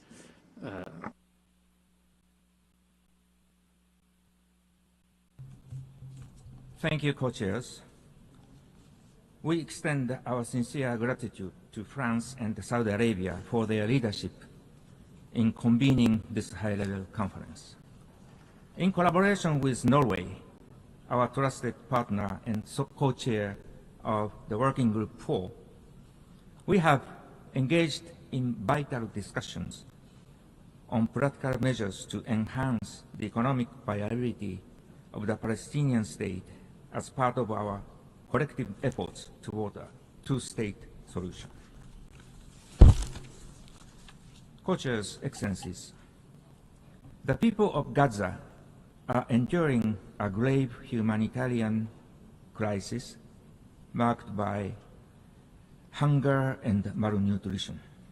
The conflict, now spanning a total of 21 months, have caused significant loss of lives, including innocent civilians and aid workers, such as staff from UNRWA. This is a profound tragedy. Humanitarian aid must never be contingent on political or military considerations. It is imperative that the United Nations and humanitarian agencies can operate independently and impartially. In this regard, we reaffirm that UNRWA continues to play an indispensable role in supporting Palestine refugees across the region. Co-chairs and Excellencies, Japan reiterates our urgent call for Hamas to immediately and unconditionally release all remaining hostages. In the meantime, Japan firmly opposes any action that undermines the realization of a two-state solution, including the potential reoccupation of Gaza and the expansion of settlement activities in the West Bank. It is critical that all parties seize the momentum generated by this conference, renounce military solutions, and work earnestly towards the resumption of the Gaza ceasefire and the broader peace process. أصحاب السمو والسعادة زملائي الأعزاء Highness, Excellencies, dear colleagues,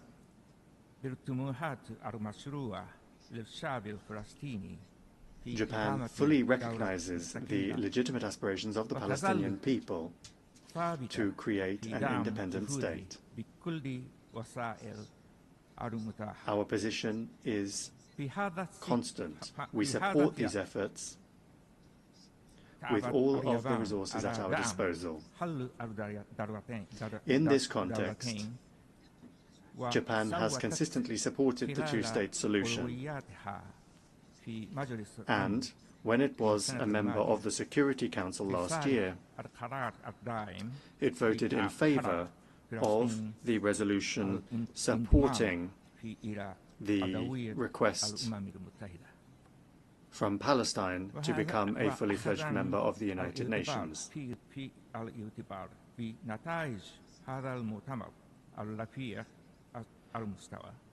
When considering the outcomes of this high-level conference, based on the principles of strengthening peace, we shall continue our comprehensive evaluation of the question of the recognition of the Palestinian state, Thank you very much. notably the right time to do so. Thank you.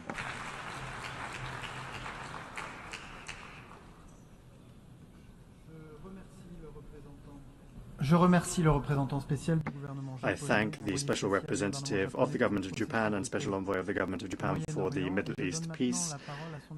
And I now give the floor to His Excellency Jun Tsai, Special Envoy of the Chinese Government on the Middle East issue.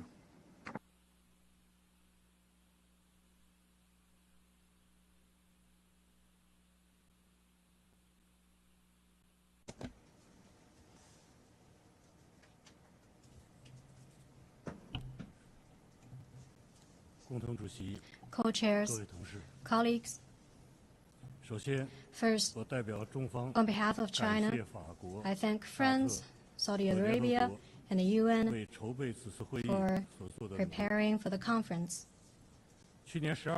In December last year, a resolution was adopted at the General Assembly asking to hold a conference with the theme of peaceful settlement of the question of Palestine and the implementation of the two-state solution. Today, we're gathering here at the UN for comprehensive, just, and lasting peace between Palestine and Israel, to send the strongest voice ever calling for political settlement of the two-state solution. But at this very moment, the war flames are still raging in Gaza. Innocent lives are still being lost, and unprecedented humanitarian crisis persists, eroding the very foundation for implementing a two-state solution. Under the current urgent circumstances, the international community must not only sit down for solution, but also stand up for action, taking real steps to advance the two-state solution. To this end, China's proposals are as follows. First, we must pursue a comprehensive ceasefire with the utmost urgency to ease the humanitarian crisis. For over 600 days of the conflict, Gaza has already been reduced to rubble and ruins. Amid the hail of bullets and shells, civilian safety cannot be guaranteed. let alone progress toward a political solution. The authority of the Security Council must be upheld. China urges all relevant parties to earnestly implement the relevant Security Council and UNGA resolutions, immediately cease hostilities in Gaza, and promptly release hostages and those held captive. China asks Israel to fulfill its obligations under international humanitarian law, immediately and fully restore humanitarian access to Gaza, and supports the UN and international organizations in playing a leading role in delivering aid to Gaza. China calls on the Security Council to take all actions necessary to end this worst humanitarian catastrophe of the 21st century as soon as possible and create practical conditions for implementing the two-state solution. Second, we must uphold the principle of Palestinians governing Palestine for the governance of Gaza and the West Bank. Gaza and the West Bank are inseparable parts of the Palestinian territory. Any forced alteration of Gaza's status and encroachment upon the West Bank will bring no peace, but only new chaos and bring a failing prospect of the two-state solution. China firmly opposes all words and deeds that violate international law and that seek to hollow out the two-state solution. China opposes settlement building, supports the Gaza reconstruction plan endorsed by the Arab Summit and the OIC Ministerial, and supports the PA in exercising effective jurisdiction over all Palestinian territory, including Gaza and the West Bank. China is ready to contribute its share to Gaza reconstruction. Third, we must support internal solidarity of Palestine and assist Palestine in strengthening governance capacity and economic resilience. Different factions in Palestine should seek common grounds and unite as one, which is the political precondition for an independent state of Palestine. China has long been dedicated to advancing national solidarity and unity of Palestine and supported the PA in strengthening authority, governance, capacity, and effectiveness. Last year, in July, China invited all Palestinian factions to Beijing for reconciliation talks with the signing of a Beijing Declaration. Economy and livelihood are the material foundation for Palestinian sustainable development. China, through bilateral and multilateral channels, provides aids and training programs for Palestine. And China is ready to join the international community to continue humanitarian assistance and development support to Palestine. Fourth, we must safeguard the peace momentum for implementing the two-state solution. The current conflict is the bitter consequence of the prolonged marginalization of the question of Palestine. Now it awakens global attention. International sympathy for Palestine and support for the two-state solution have reached unprecedented levels. We all should seize this opportunity to demonstrate greater resolve and build stronger synergy to translate the two-state solution into action. China firmly supports the establishment of an independent state of Palestine based on the 1967 borders, with East Jerusalem as its capital and enjoying full sovereignty. China calls on the UN to promptly admit Palestine as a full member state,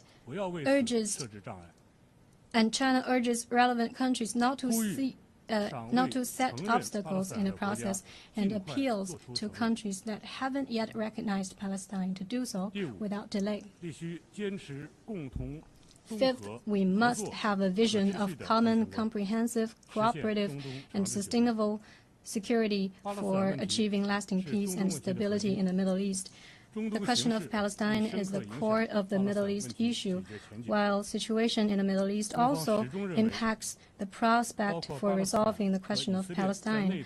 China maintains that Palestine, Israel, and all the other regional countries rely on each other to enjoy security. Unilateral security approaches are untenable. Only common security can guarantee lasting peace by eliminating the breeding grounds for violence and hatred. Israel's legitimate security concerns should be respected, and Palestine's rights to existence, statehood, and development must also be realized.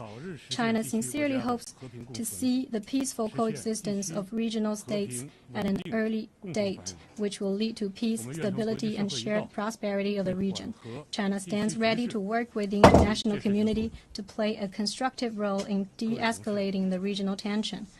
Colleagues, for however long the road is, we shall reach the end by walking. However difficult a task is, we shall accomplish it by doing. The two-state solution is the only feasible path to resolving the question of Palestine, and it represents the broadest international consensus. China hopes that this conference will inject new momentum into the realization of the two-state solution with a clear timeline and a roadmap. China will keep working with the international community to achieve ceasefire in Gaza, and on this basis promote an early, comprehensive, just, and a lasting solution to the question of Palestine. Thank you.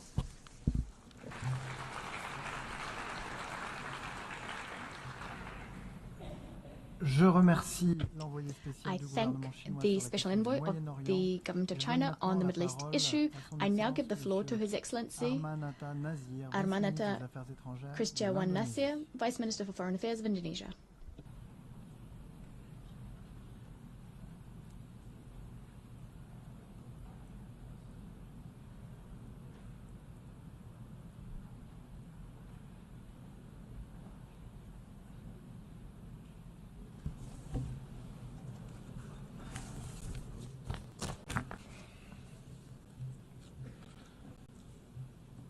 Co-chairs, Excellencies, let me begin by thanking the government of France and the Kingdom of Saudi Arabia for convening this vital conference on implementing the two-state solution. We are here today to stand for humanity, to demand justice for the Palestinian people, to push for a lasting solution to the most protracted conflict in the United Nations history. For over 7 decades, Palestinians have been denied the rights to independence. Today, they are being denied not only for freedom, but the right to live as human beings, the right to exist.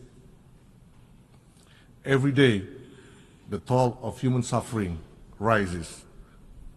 Civilians perish while queuing for food. The very fabric of Palestinian society is being torn apart. When food aid becomes a death sentence, how much worse must it get before we act? We have all spoken loudly. We have condemned. But now we must ask, how much longer will we allow this to continue? How much more life must be lost before the multilateral system fulfill its purpose to uphold peace and justice? Excellencies, Indonesia is proud to co-chair the Roundtable on Security with Italy. We bring the voice of solidarity, of principles, and of actions. This conference must be more than just another UN gathering. It must be a rallying point for global conscience. The future must not be a one-state reality built on annexation and apartheid. It must be a two-state solution where Israel and Palestine living side by side in peace and security within recognized borders based on the 1967 line in accordance with international law, UN resolutions, and international agreements. We therefore welcome the joint statement and leadership of nearly 30 countries calling for an end to the war and humanitarian crisis in Gaza. We also welcome other global initiatives supporting the state of Palestine. These efforts must be the spark, not the ceiling, of our ambitions. Against this backdrop, let me highlight 3 essential points. First, recognition is not symbolic, it's strategic. Recognizing Palestine is not a favor, it is a duty under international law. To recognize Palestine is to stand for justice. It is to believe in the UN Charter. It is to level the diplomatic playing field. A two-state solution begins with political recognition. Only then can genuine peace negotiation take place. Only then can we end the illegal occupation as confirmed by the International Court of Justice. Second, hostilities must end. A ceasefire is not a tactic, it is a moral imperative. Humanitarian aid must flow. Civilians must be protected for both Palestinians and Israelis. President Prabowo has affirmed Indonesia's readiness to contribute to peace, including through providing personnel to support stabilization force efforts in Gaza under a UN mandate. We are not just advocating for peace, we are ready to help build it on the ground. Third, the future of Palestine must be Palestinian-led. Rebuilding Gaza and shaping its political future must be owned by the Palestinian people. No one can build a state of Palestine, only Palestinians can. Any attempt to forcibly displace them or impose conditions on their sovereignty must be firmly rejected. A strong, unified state of Palestine with full control over its territory, institution, and foundation is the foundation for sustainable peace. Only then can Israel truly be welcomed as a peaceful neighbor in a secure Middle East. Despite the devastation, Indonesia continues to invest in the Palestinian youth, particularly through education, because we believe one day these young people will lead a free, democratic, and sovereign Palestine. Excellencies,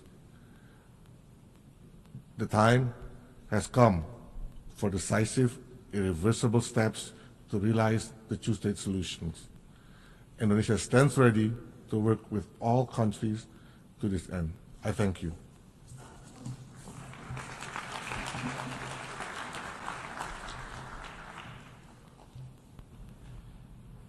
Je remercie le vice-ministre des Affaires I thank étrangères the de Vice Minister for Foreign Affairs of Indonesia, and I now give the floor to His Excellency, Mr. David Lammy, the Secretary of State for Foreign Affairs, Commonwealth and Development, United Kingdom.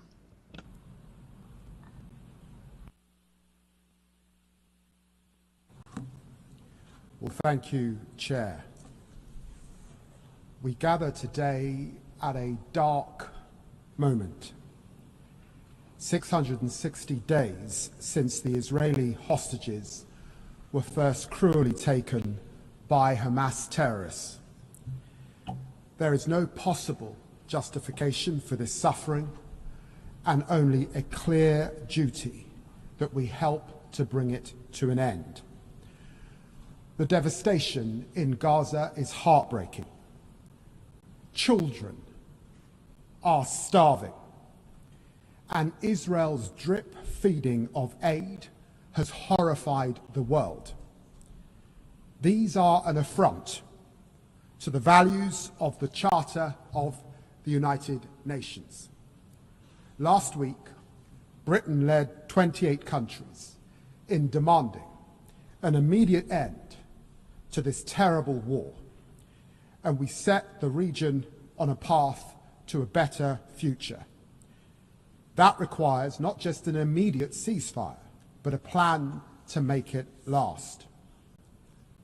Colleagues, our history means that Britain bears a special burden of responsibility to support the two-state solution. In the last 12 months, the United Kingdom government has repeatedly taken action in the face of the current crisis. We restored funding to UNRWA. We suspended arms exports that could be used in Gaza. We provided tens of millions of pounds in humanitarian assistance. We signed a landmark agreement with the Palestinian Authority, and we stood up for the independence of the international courts. We have delivered 3 sanctions packages on violent settlers, and we suspended trade negotiations with the Israeli government, and we sanctioned far-right Israeli ministers for incitement. Yet, dear friends, the situation on the ground continues to worsen, and the two-state solution is in peril. And so to reach that better future, we must first reflect on the past. 108 years ago, my predecessor as British Foreign Secretary, Arthur Balfour, signed the declaration that bears his name. It helped lay the foundations for a homeland for the Jewish people, and Britain can be proud of that. Our support for Israel, its right to exist, and the security of its people is steadfast. However, the Balfour Declaration came with the solemn promise that nothing shall be done, nothing which may prejudice the civil and religious rights of the Palestinian people as well. And colleagues, this has not been upheld, and it is a historical injustice which continues to unfold. As diplomats and politicians, we have become accustomed to uttering the words, a two-state solution. Countless times, this Assembly and the Security Council has proclaimed that there must be a two-state resolution. Resolution after resolution. Resolution 181, Resolution 242, Resolution 446, Resolution 1515, Resolution 2334. These cannot be just numbers on a page, but the conviction of a deeply frustrated world. Chairs, Hamas must never be rewarded for the monstrous attack on October the 7th. It must immediately release the hostages, agree to an immediate ceasefire, accept it will have no role in governing Gaza, and commit to disarmament. But Hamas are not the Palestinian people, and there is no contradiction between support for Israel's security and support for Palestinian statehood. Indeed, the opposite is true. Let me be clear. The Netanyahu government's rejection of a two-state solution is wrong. It's wrong morally and it's wrong strategically. It harms the interests of the Israeli people, closing off the only path to a just and lasting peace. And that is why we are determined to protect the viability of a two-state solution. And so it is with the hand of history on our shoulders that His Majesty's government therefore intends to recognize the state of Palestine when the UN General Assembly gathers in September here in New York.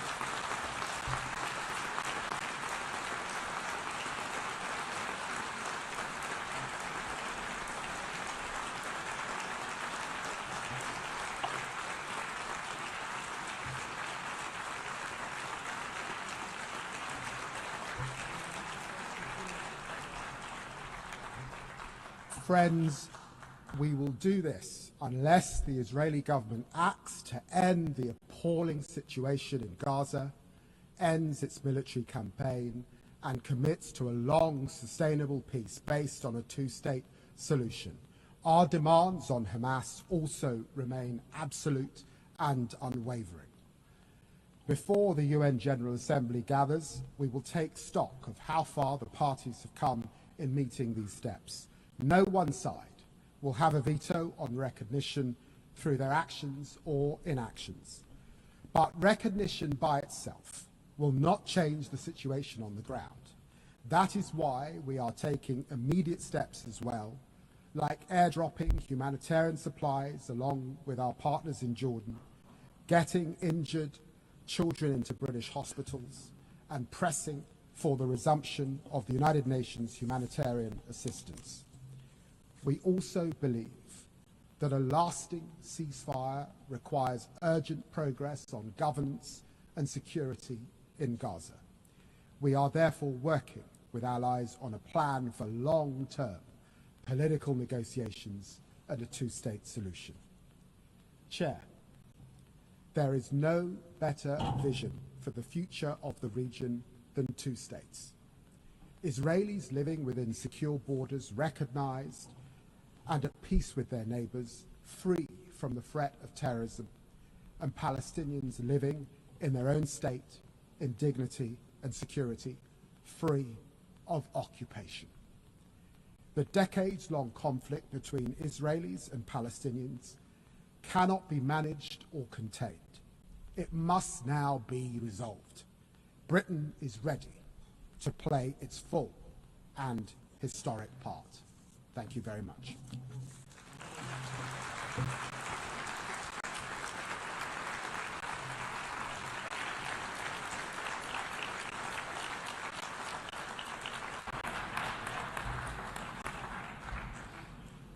Je remercie très sincèrement le secrétaire d'État I aux very Affaires much thank the étrangères, au Secretary of Commonwealth State et au for développement Foreign, du Commonwealth and Royaume-Uni. Development Affairs of the Et je United donne Kingdom. maintenant la parole I now à give son the floor to Excellence His Excellency Nuh Mr. Yilmaz, Nuh vice-ministre des Affaires Yilmaz, étrangères Deputy de la Minister for Foreign Affairs of Turkey.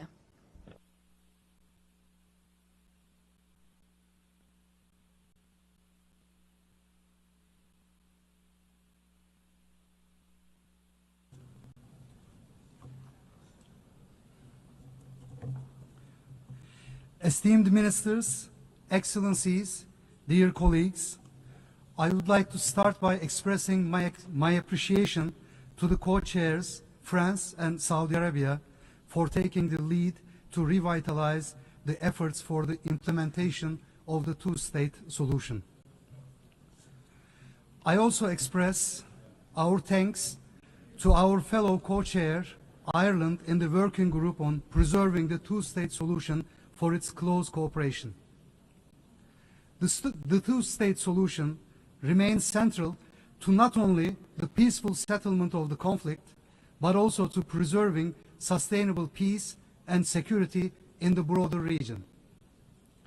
We should remember the reason why the two-state solution is not achieved so far: occupation.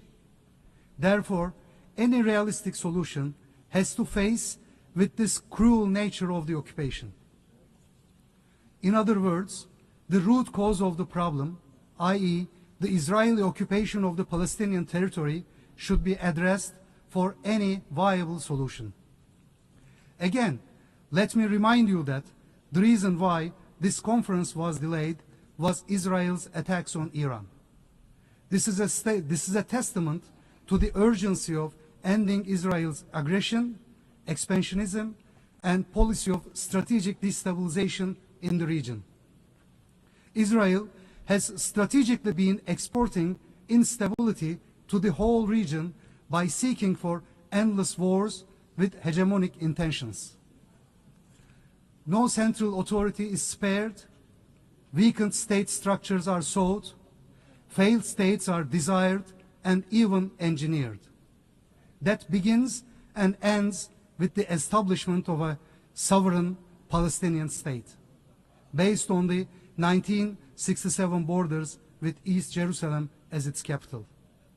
Horrendous images of innocent civilians, children, babies dying from hunger or shootings in Gaza shake all of us.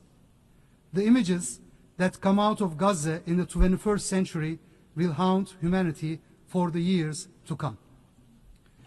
The genocide committed by Israel in Gaza is a dark stain on the international order. There are signs that the international order is being adversely affected by the continuation of this genocide. The rules-based international system is being called into question.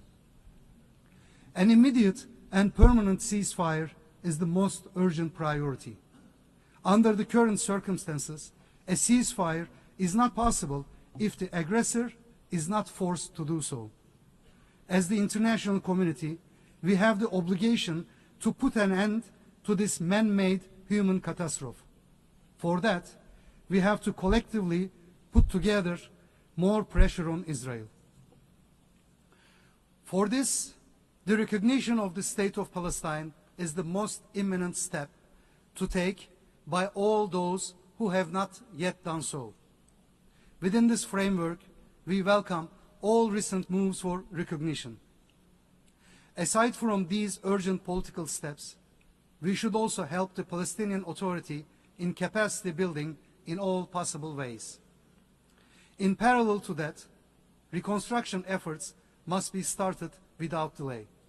The Arab Reconstruction Plan is the only viable plan for the reconstruction of Gaza. Turkey stands ready to contribute actively to these efforts. We stand at a critical moment. Yes, Palestine needs economic support, capacity building, empowering, trade, and any kind of material and moral support. Yet, we must all understand that this is not enough. Palestine needs more. Palestine needs strong and concrete political solidarity that should go hand in hand with coercive measures such as a UN ban on transfers of arms, as well as halting trade with the aggressor. Israel continues to enable illegal settlements. It even goes beyond, with its government chanting openly and loudly for the annexation of Palestinian territories. Settlerism is theft, settlerism is crime, settlerism is an anachronistic version of colonialism in the 21st century. Settler terrorism should not go unpunished.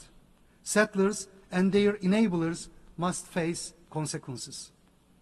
Last but not least, the implementation of the two-state solution requires solid institutions and the protection of Palestinian people.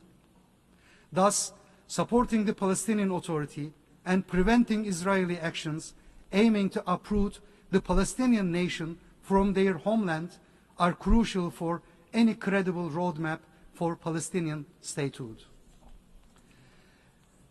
Excellencies, with regard to the draft outcome document of our conference, particularly its paragraph 11, Turkey is of the opinion that, based on the decades-long Israeli record, the handover of weapons by the Palestinian armed groups should be closely conditioned to the realization of an independent, sovereign, and contiguous Palestinian state on the 67 borders with East Jerusalem as its capital, or an agreement reached among the Palestinian groups as part of the reconciliation process. But we did not break the silence, once again, to preserve the unity of the international community. We hope that our concern will be taken into consideration by the member states in their relationships and in the future processes. Turkey will continue its unwavering support for law, justice, and hence the rights of the Palestinian people who are in desperate need of our active and concrete support. Thank you.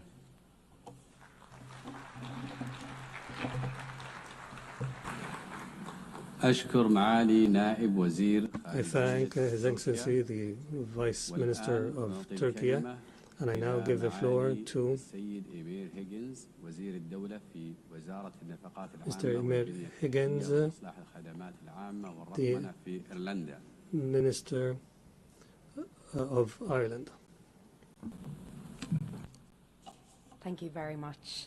And I would like to begin by thanking our co-chairs, France and Saudi Arabia, for bringing us together today for this important and historic day.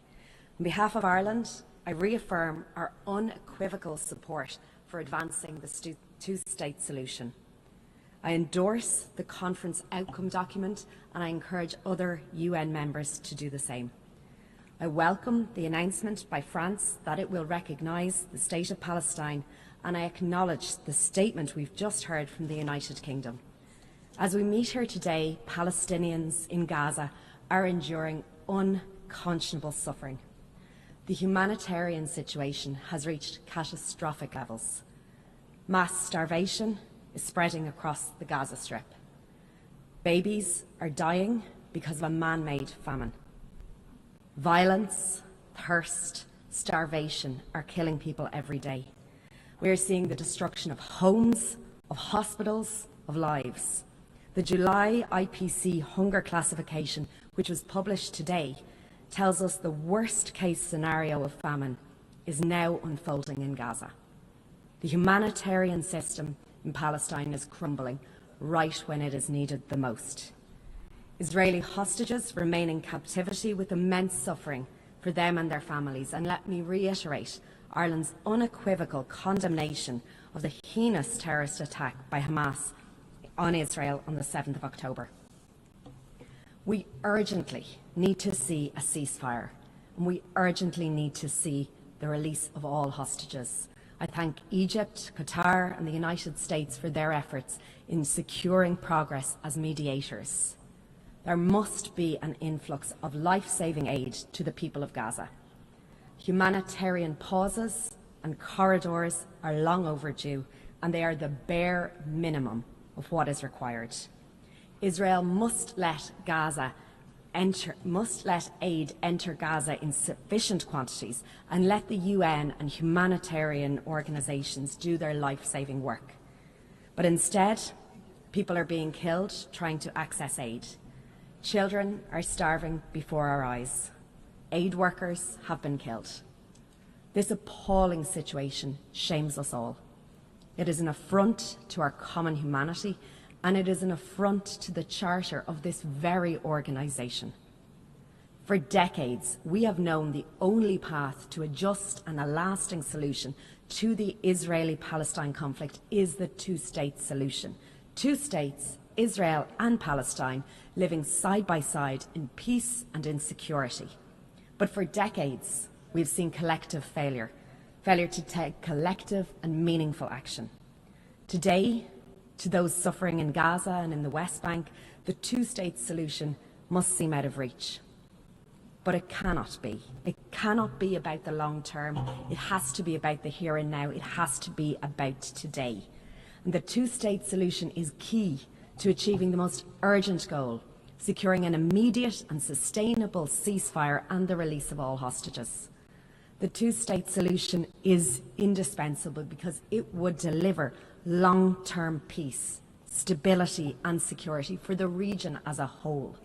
It is recognised clearly in the UN Security Council Resolution 2735, which rejects any attempt at demographic or territorial change in the Gaza Strip, including any actions that reduce the territory of Gaza.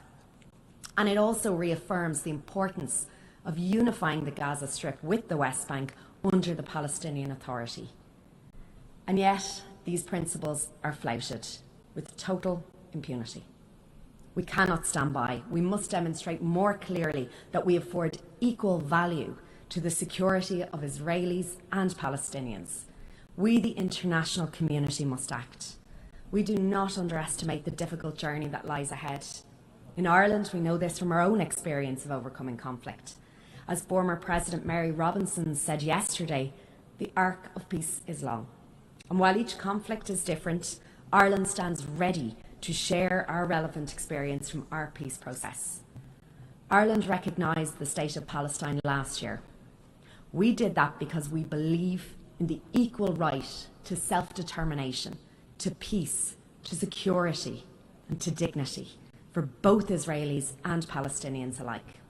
We welcome the announcement by France that it will recognise Palestine, and we acknowledge the statement we've just received from the United Kingdom.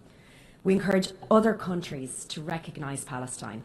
We encourage those who have not done so to recognise the State of Israel. The outcome of this high-level conference must be a clear signal to the Palestinian people that we support their right to self-determination and that we support the choice of the Palestinian leadership to achieve this through a peaceful political pathway. We welcome the commitments made by President Abbas in this regard. I reaffirm Ireland's support for the Palestinian Authority and its reform agenda. I call on Israel to release the revenues owed to the Palestinian Authority that it is withholding, revenues collected in tax that are necessary to fund vital services and to pay the salaries of workers in Palestine. This conference must be a turning point, where we, the international community, mobilises at political, at economic, at financial and at security levels to set in motion the path of a two-state solution. I reiterate Ireland's unwavering support for the indispensable role of UNRWA in support of Palestinian refugees. This is vitally important right now in delivering life-saving aid in Gaza, and we must protect and we must preserve the vital mandate of UNRWA. The International Court of Justice, in its advisory opinion, has stated that the continuing Israeli presence in the occupied Palestinian territory is illegal under international law and that settlements are also illegal. Numerous Security Council resolutions have reaffirmed that settlements are illegal. And yet in the West Bank, including East Jerusalem, we are seeing record levels of settlement construction, large-scale displacement of the Palestinian population and unprecedented levels of violence. In Gaza, the UN High Commissioner for Human Rights has concluded that the manner in which parties to the conflict have conducted hostilities, especially Israel's choice of methods and means of warfare, has involved unprecedented disregard for international human law. Accountability for grave breaches of international law by any party has to be our focus. There must be accountability. There must be accountability for unilateral actions that undermine the viability of the two-state solution. The international community must bring an end to the devastating cycles of violence. We must make good on our commitment to implement once and for all the two-state solution. The outcome document will chart a path forward to secure peace and security for Israelis and Palestinians alike.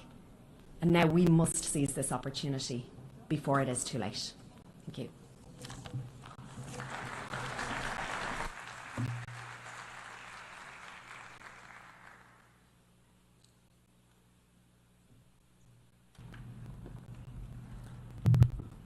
Je remercie I thank la ministre d'État the Minister of State au ministère des Dépenses publiques, at the Department of Public Expenditure, Infrastructure, Public Service Reform and Digitalisation of Ireland. I now give the floor to Her Excellency Maria Tripodi, Vice Minister for Foreign Affairs and International Cooperation of Italy.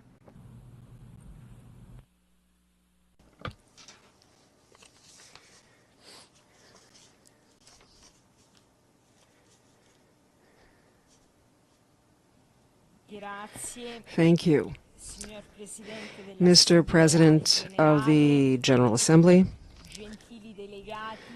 dear delegates, excellencies. The continuation of military operations, the grave humanitarian conditions in Gaza, and the stalemate in negotiations continue to severely test regional stability. Reaching a ceasefire, the release of hostages, and the resumption of adequate humanitarian assistance are urgent priorities, a prerequisite for any development of a peace process in the Middle East. With this conference, we testify the importance of working toward the day after, a day after based on the two-state solution, which fulfills the aspirations and needs of both Israelis and Palestinians, and can bring stability to the entire region, ending the cycle of violence that has plagued the Middle East for decades. Stability that must represent one of the main objectives of our action as an international community, because it opens up prospects for development and integration at all levels, economic, social, and cultural, that ensue for the region. It is essential to continue to work toward the realization of the two-state solution, and as it is equally essential to safeguard its foundations. To help promote a just and lasting two-state solution, Italy has decided to participate actively, with commitment and determination, in the work of this conference, co-chairing, together with Indonesia, the Working Group on Security. Responding to the security needs of both Israelis and Palestinians remains at the heart of the two-state vision. It is a prerequisite for political progress and a key element for the sustainability of any long-term solution. Even in this perspective, Italy supports a stabilization mission in Gaza and a monitoring mission in the West Bank. International protection led by the UN make the path toward a non-militarized Palestinian state viable. In this regard, Italy appreciates the openness and commitment of the Palestinian Authority to finding a solution that is also acceptable to Israel. Our approach has been to ensure inclusiveness and balance, always keeping in mind the perspectives and the security needs of both sides. Italy is ready to do its part to accompany Israel and the future Palestinian state on this path. Only with a Gaza freed from Hamas and reunified with the West Bank under a strengthened and reformed Palestinian Authority can a future of peace and prosperity be guaranteed for the region. Italian action is based precisely on these premises. Since the start of the conflict, Italy has mobilized 110 million euros for the Gaza crisis and the development in the West Bank. Within the Food for Gaza initiative, which counts on the support of both Israelis and Palestinians, we have worked to deliver humanitarian aid to the civilian population. Excellencies, distinguished delegates, I would also like to recall that in this solemn assembly, Italy's commitment in the medical field, thanks to which we were able to bring 150 children in need of medical assistance along with their caregivers.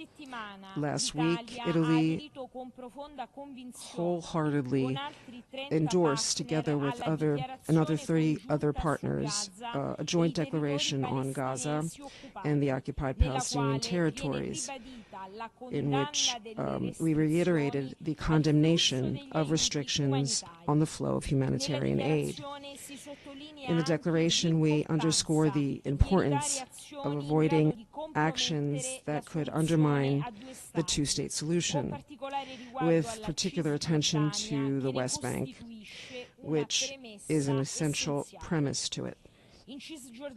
In the West Bank, our carabinieri have been present for decades to help train the Palestinian Authority's police forces, whose institutional consolidation we consider fundamental.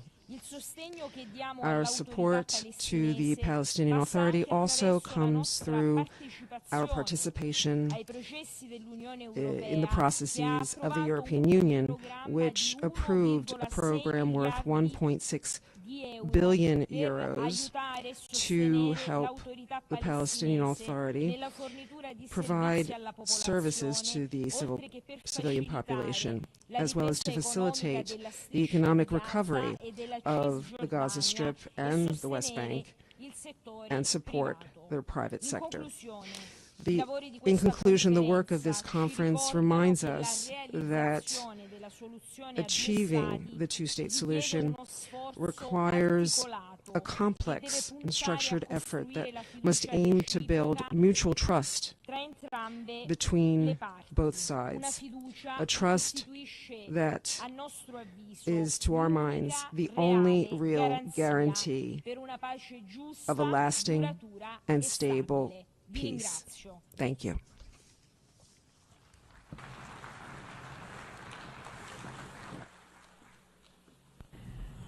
I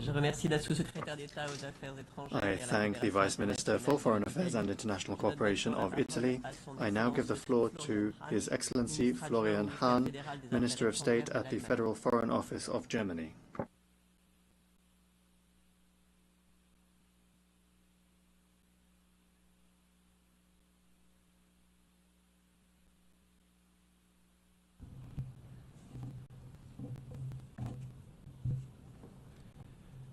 Co-chairs, Excellencies, ladies and gentlemen, let me start by thanking France and Saudi Arabia for convening this important conference. Our convening today takes place against the backdrop of the ongoing war in Gaza, raging for more than 20 months now. Nothing can be stronger, more pressing reminder of the need to resolve the Israeli-Palestinian conflict and to take action towards peace and the two-state solution. The humanitarian situation in Gaza remains utterly unacceptable. Hostages, including 7 German citizens, are still in Hamas's captivity. The man-made hunger crisis afflicting civilians in Gaza is especially unsettling.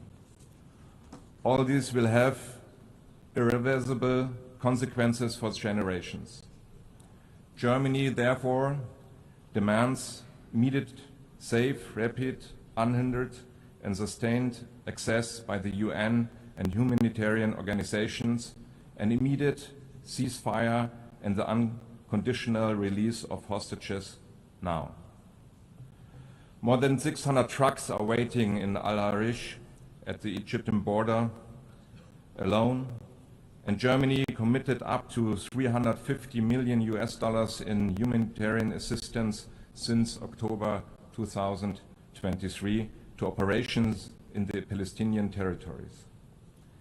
Ladies and gentlemen, Germany will always be unbreakably committed towards security of the State of Israel and its people. And it is our firm conviction that ultimately only the two-state solution with a Palestinian state existing side by side in peace and security will guarantee Israel's existence as a Jewish and democratic state. Or to put it in other words, all people in the region have to be able to live without fear and indignity. After the horrendous terrorist attack of Hamas on the 7th October and the brutal war that followed since 20 months, one thing is clear. Managing the conflict is not longer an option. We finally need to solve it. The suffering of people has to end.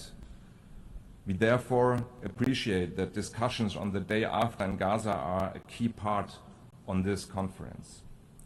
As Germany, we suggest the following. First, Hamas must neither govern Gaza nor be a threat to Israel. For this reason, we stand ready to help providing security by concrete measures, including through EU missions such as UBAM Rafah and UPOL COPS, and support to the United States Security Coordinator for Israel and Palestinian Authority. We do this in cash and in kind. Second, we welcome the Arab plan for the day after. Any day after plan needs local Palestinian and Arab ownership. Gaza belongs to the Palestinians and must be rebuilt.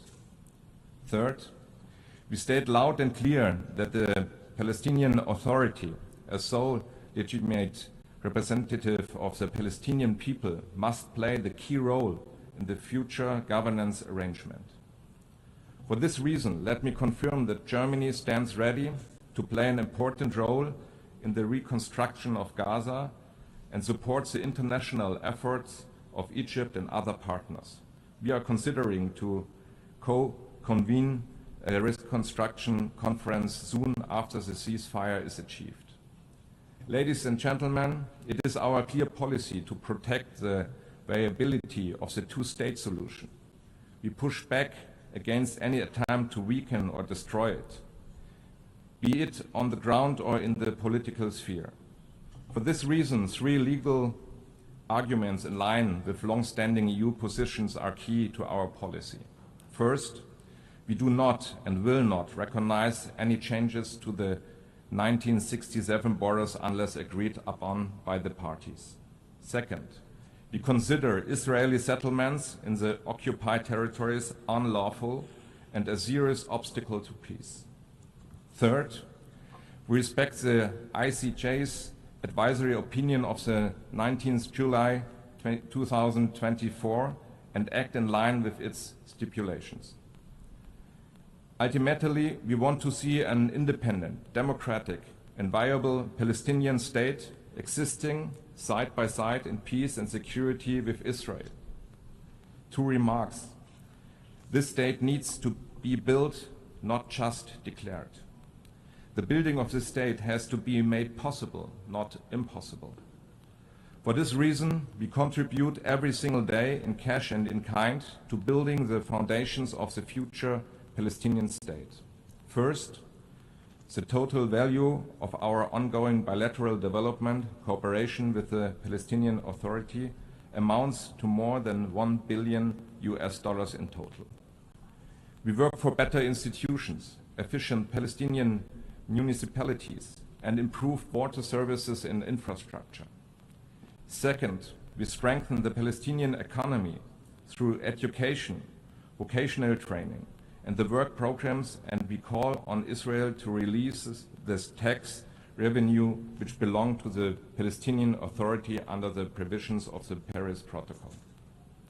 Third, we support civil society, peace building, dialogue, and shared society initiatives that pave the way for a better understanding of both societies. Joint narratives for peace are more important than ever.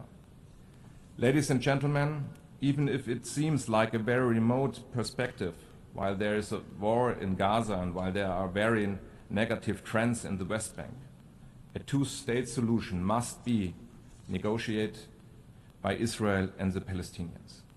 As Germany, we have said to recognize a Palestinian state rather at the end of such negotiations.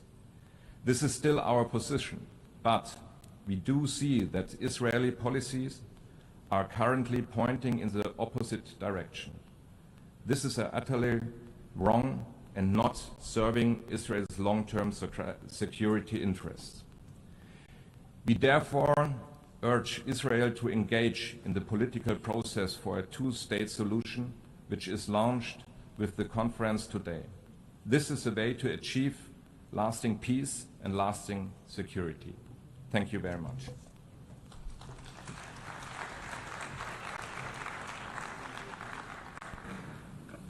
I thank His Excellency, the Minister of State of Germany, and now give the floor to Her Excellency Mina-Lina Lind, Deputy Minister for Foreign Affairs of Estonia.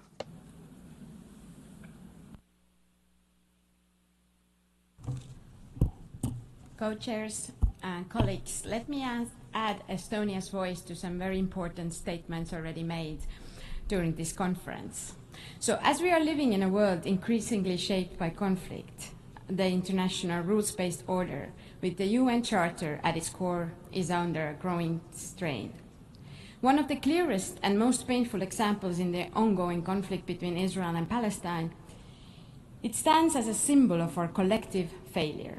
Failure to prevent suffering, to mediate peace, to uphold international law, and to protect the innocent. We must ask ourselves, how can we, in the 21st century, allow this conflict to continue threatening both people? How many more generations must grow up amid rockets and rubble before we say enough? There are no words enough to describe the devastation caused by escalation of violence since 7 October 2023. We must continue to strongly demand the protection of civilians, the release of hostages, distribution of life-saving aid at scale, and accountability for violations of international law. Estonia has consistently worked towards these aims and provided humanitarian assistance through international humanitarian organizations. Ending the devastation in Gaza is not only a political imperative, it is a moral one. To truly end the cycle of violence, we must address its underlying causes. The only comprehensive path forward is the two-state solution, a viable independent Palestine and a secure and recognized Israel. Two peoples living side by side in peace, dignity, and security. This path requires meaningful engagement, courage, and leadership from both Israelis and Palestinians. We need to insist on benefits of dialogue, empower responsible voices, and support those who still believe that peace is possible. It also requires a committed international community. We need honest brokers who are guided by justice and long-term vision. We commend those countries and leaders who have undertaken that task and put in their effort throughout the years. We agree that it is high time to move beyond ideals towards practical implementation of the two-state solution. To this end, Estonia welcomes and supported the convening of this conference and is an active member of the Global Alliance for the Implementation of the Two-State Solution. There have been many valuable ideas on how to accelerate the implementation of the two-state solution, and we are ready to do our part. It has to start today. In order to materialize an independent Palestinian state, we need to strengthen the Palestinian Authority and Palestinian institutions. Estonia is a long-standing supporter of the Palestinian Authority. We have had cooperation in e-governance, helping to build digital services. We have advised Palestinian police through the EU mission and trained Palestinian diplomats at the Estonian diplomatic school. We will continue to support the Palestinian Authority and its reform agenda. Estonia is also committed donor and partner to UNRWA and will contribute to discussions on the agency's future. The road ahead is difficult, but the alternative, continued violence and despair, is unacceptable. Let us recommit ourselves to peace as a necessity. Let us work to end this war as an act of global responsibility. And let us help bring Israelis and Palestinians together, not just because they deserve peace, but because the world needs it too. Thank you.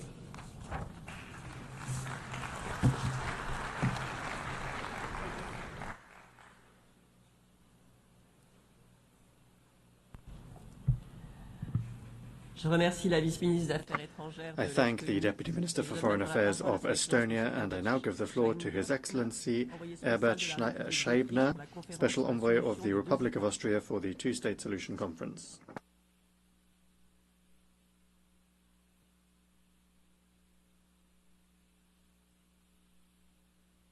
Excellencies, distinguished co-chairs, ladies and gentlemen, let me begin by expressing my appreciation to the co-chairs, France and the Kingdom of Saudi Arabia, for the convening of this very important high-level conference.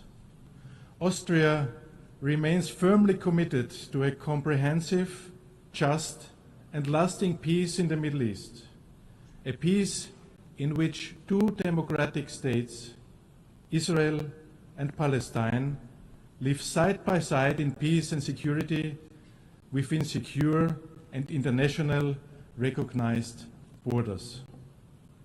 But we are not here to merely reaffirm long-held positions. We are here to support concrete progress for real steps toward the implementation of the two-state solution.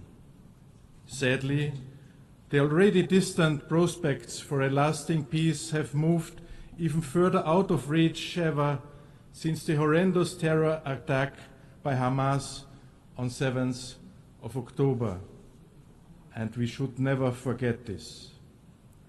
As a first and crucial step towards resuming a credible peace process, the war in Gaza must end right now. To this end, Austria calls for an immediate ceasefire in line with UN Security Council's resolutions 2735, leading to a permanent end of hostilities. Hamas must unconditionally release all remaining hostages with dignity. Taking them was a crime, a terroristic act that should never have been committed. At the same time, the humanitarian situation in Gaza is nothing less than apocalyptic.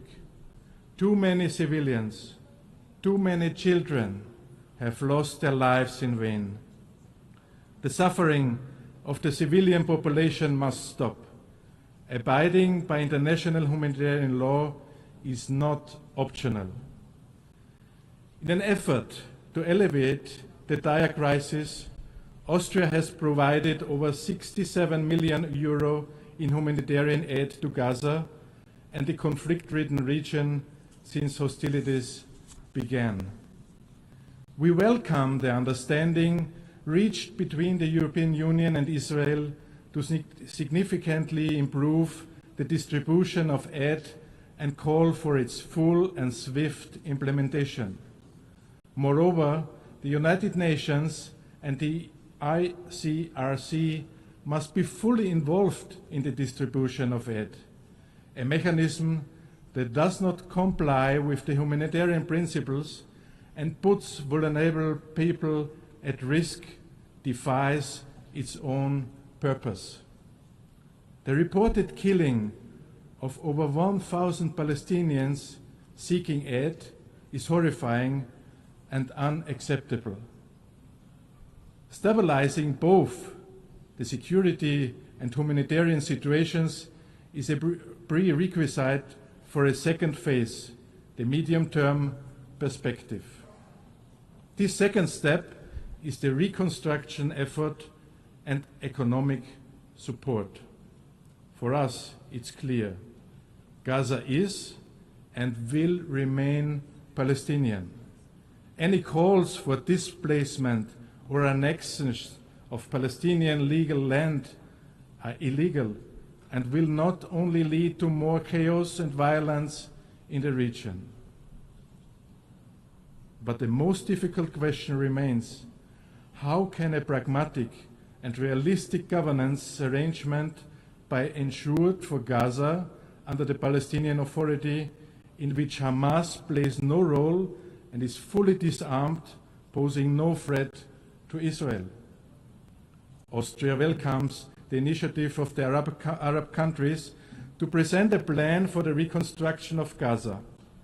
We will continue to support this plan and stand ready to contribute to its financing when the time comes for its implementation.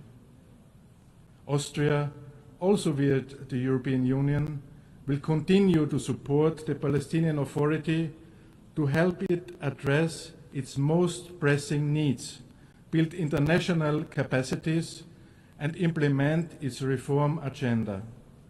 A strong Palestinian Authority is also in the interest of Israel. Therefore, we call on Israel to release the legitimate funds of the Palestinian Authority. Finally, on the long-term perspectives for a two-state solution. While this conference is of course an important contribution, a negotiated solution remains the only sustainable path that is in the interest of both parties. Austria therefore calls for the swift resumption of credible negotiations between the parties.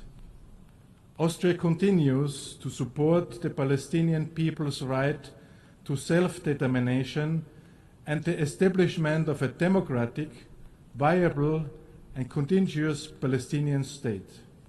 In this regard, Austria will not recognize any changes to the 1967 borders unless agreed by the parties.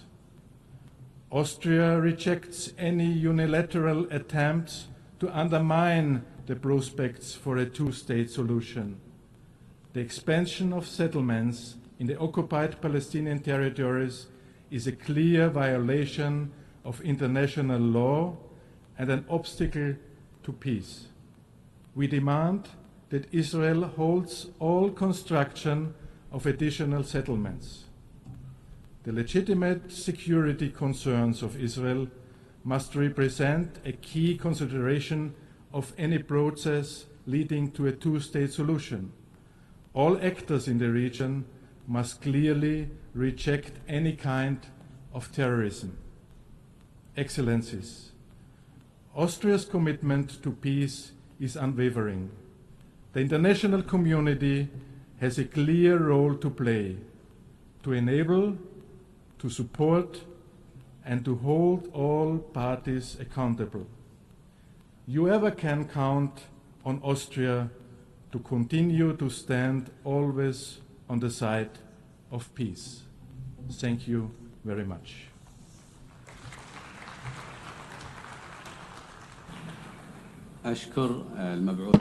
I thank the Special Envoy of the Republic of Austria for the Two-State Solution Conference.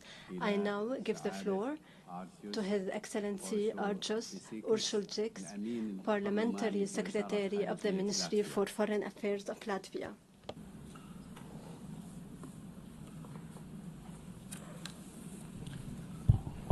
Distinguished participants, ministers, excellencies, ladies and gentlemen. Let me begin by thanking France and the Kingdom of Saudi Arabia for convening this meeting at a critically important time. As a newly elected member of the United Nations Security Council, we are humbled by the responsibility we now share in upholding international peace and security. We approach this role guided by our own history of striving for sovereignty, dignity, and international recognition. Our experience is at the foundation of our belief that we can work together and make the two-state solution a reality. We have been striving for peace in the Middle East for several decades, and the current crisis, triggered by the brutal terror attacks of Hamas against Israel, is a testament to the necessity for a political horizon that can guarantee the security of both Israel and the Palestinians. More than 1,000 civilians killed in Israel during and after 7th of October of 2023, and almost 60,000 victims in Gaza are proof that the status quo is not sustainable. It is vital not to permit Hamas terrorists and other radical groups to hijack the Palestinian cause. Therefore, Latvia joins the international community in calling for immediate release of all hostages without preconditions, immediate return to the ceasefire, and ensuring supplying humanitarian aid at scale. Unfortunately, humanitarian situation in Gaza continues to spiral. Reports about civilian killings in Gaza while attempting to receive humanitarian assistance are deeply worrying and require immediate and independent investigation. Therefore, all efforts to expand humanitarian access to Gaza must be implemented swiftly and fully. The current crisis cements Latvia's firm belief that the only path to sustainable peace is through upholding international law, including international humanitarian law and the principles of UN Charter, in the Middle East and in other ongoing wars around the globe. We can build upon the Peace Day effort, expanding its focus beyond the day after to formulate concrete steps that will lead to the lasting solution. Meanwhile, it is essential to provide political and practical support for the legitimate Palestinian authorities, which the European Union, including Latvia, has strived to do for many decades. This should bolster the standing of Palestinian representation in potential peace talks and prepare the way for democratic elections in Palestine that should result in a government that has a strong mandate for negotiations towards a lasting peaceful settlement. And in this regard, we welcome the intention of President Abbas to hold elections for a new Palestinian National Council before the end of the year. Latvia believes that the two-state solution must not be only a slogan. It must be a common goal for both sides and also for international community. Two-state solution also means recognizing Israel's right to exist as a state, and it is also a name that leads to mutual recognition and practical guarantees for both sides, because the alternative is further cycles of more destructive violence and radicalization.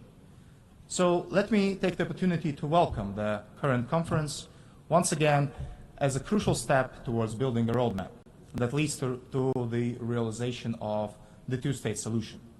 This should lead to direct negotiations guided by international law and relevant United Nations Security Council resolutions, resulting in two states living side by side in peace and security.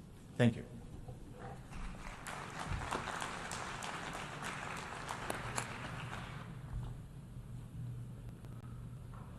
Je remercie le secrétaire parlementaire du ministère des Affaires étrangères de the la Parliamentary Lettonie. Secretary of the Ministry of Foreign Affairs of Latvia. We have exhausted the time available for the general debate for this meeting. The general debate will continue this afternoon at 3 p.m. in this hall. The meeting is adjourned.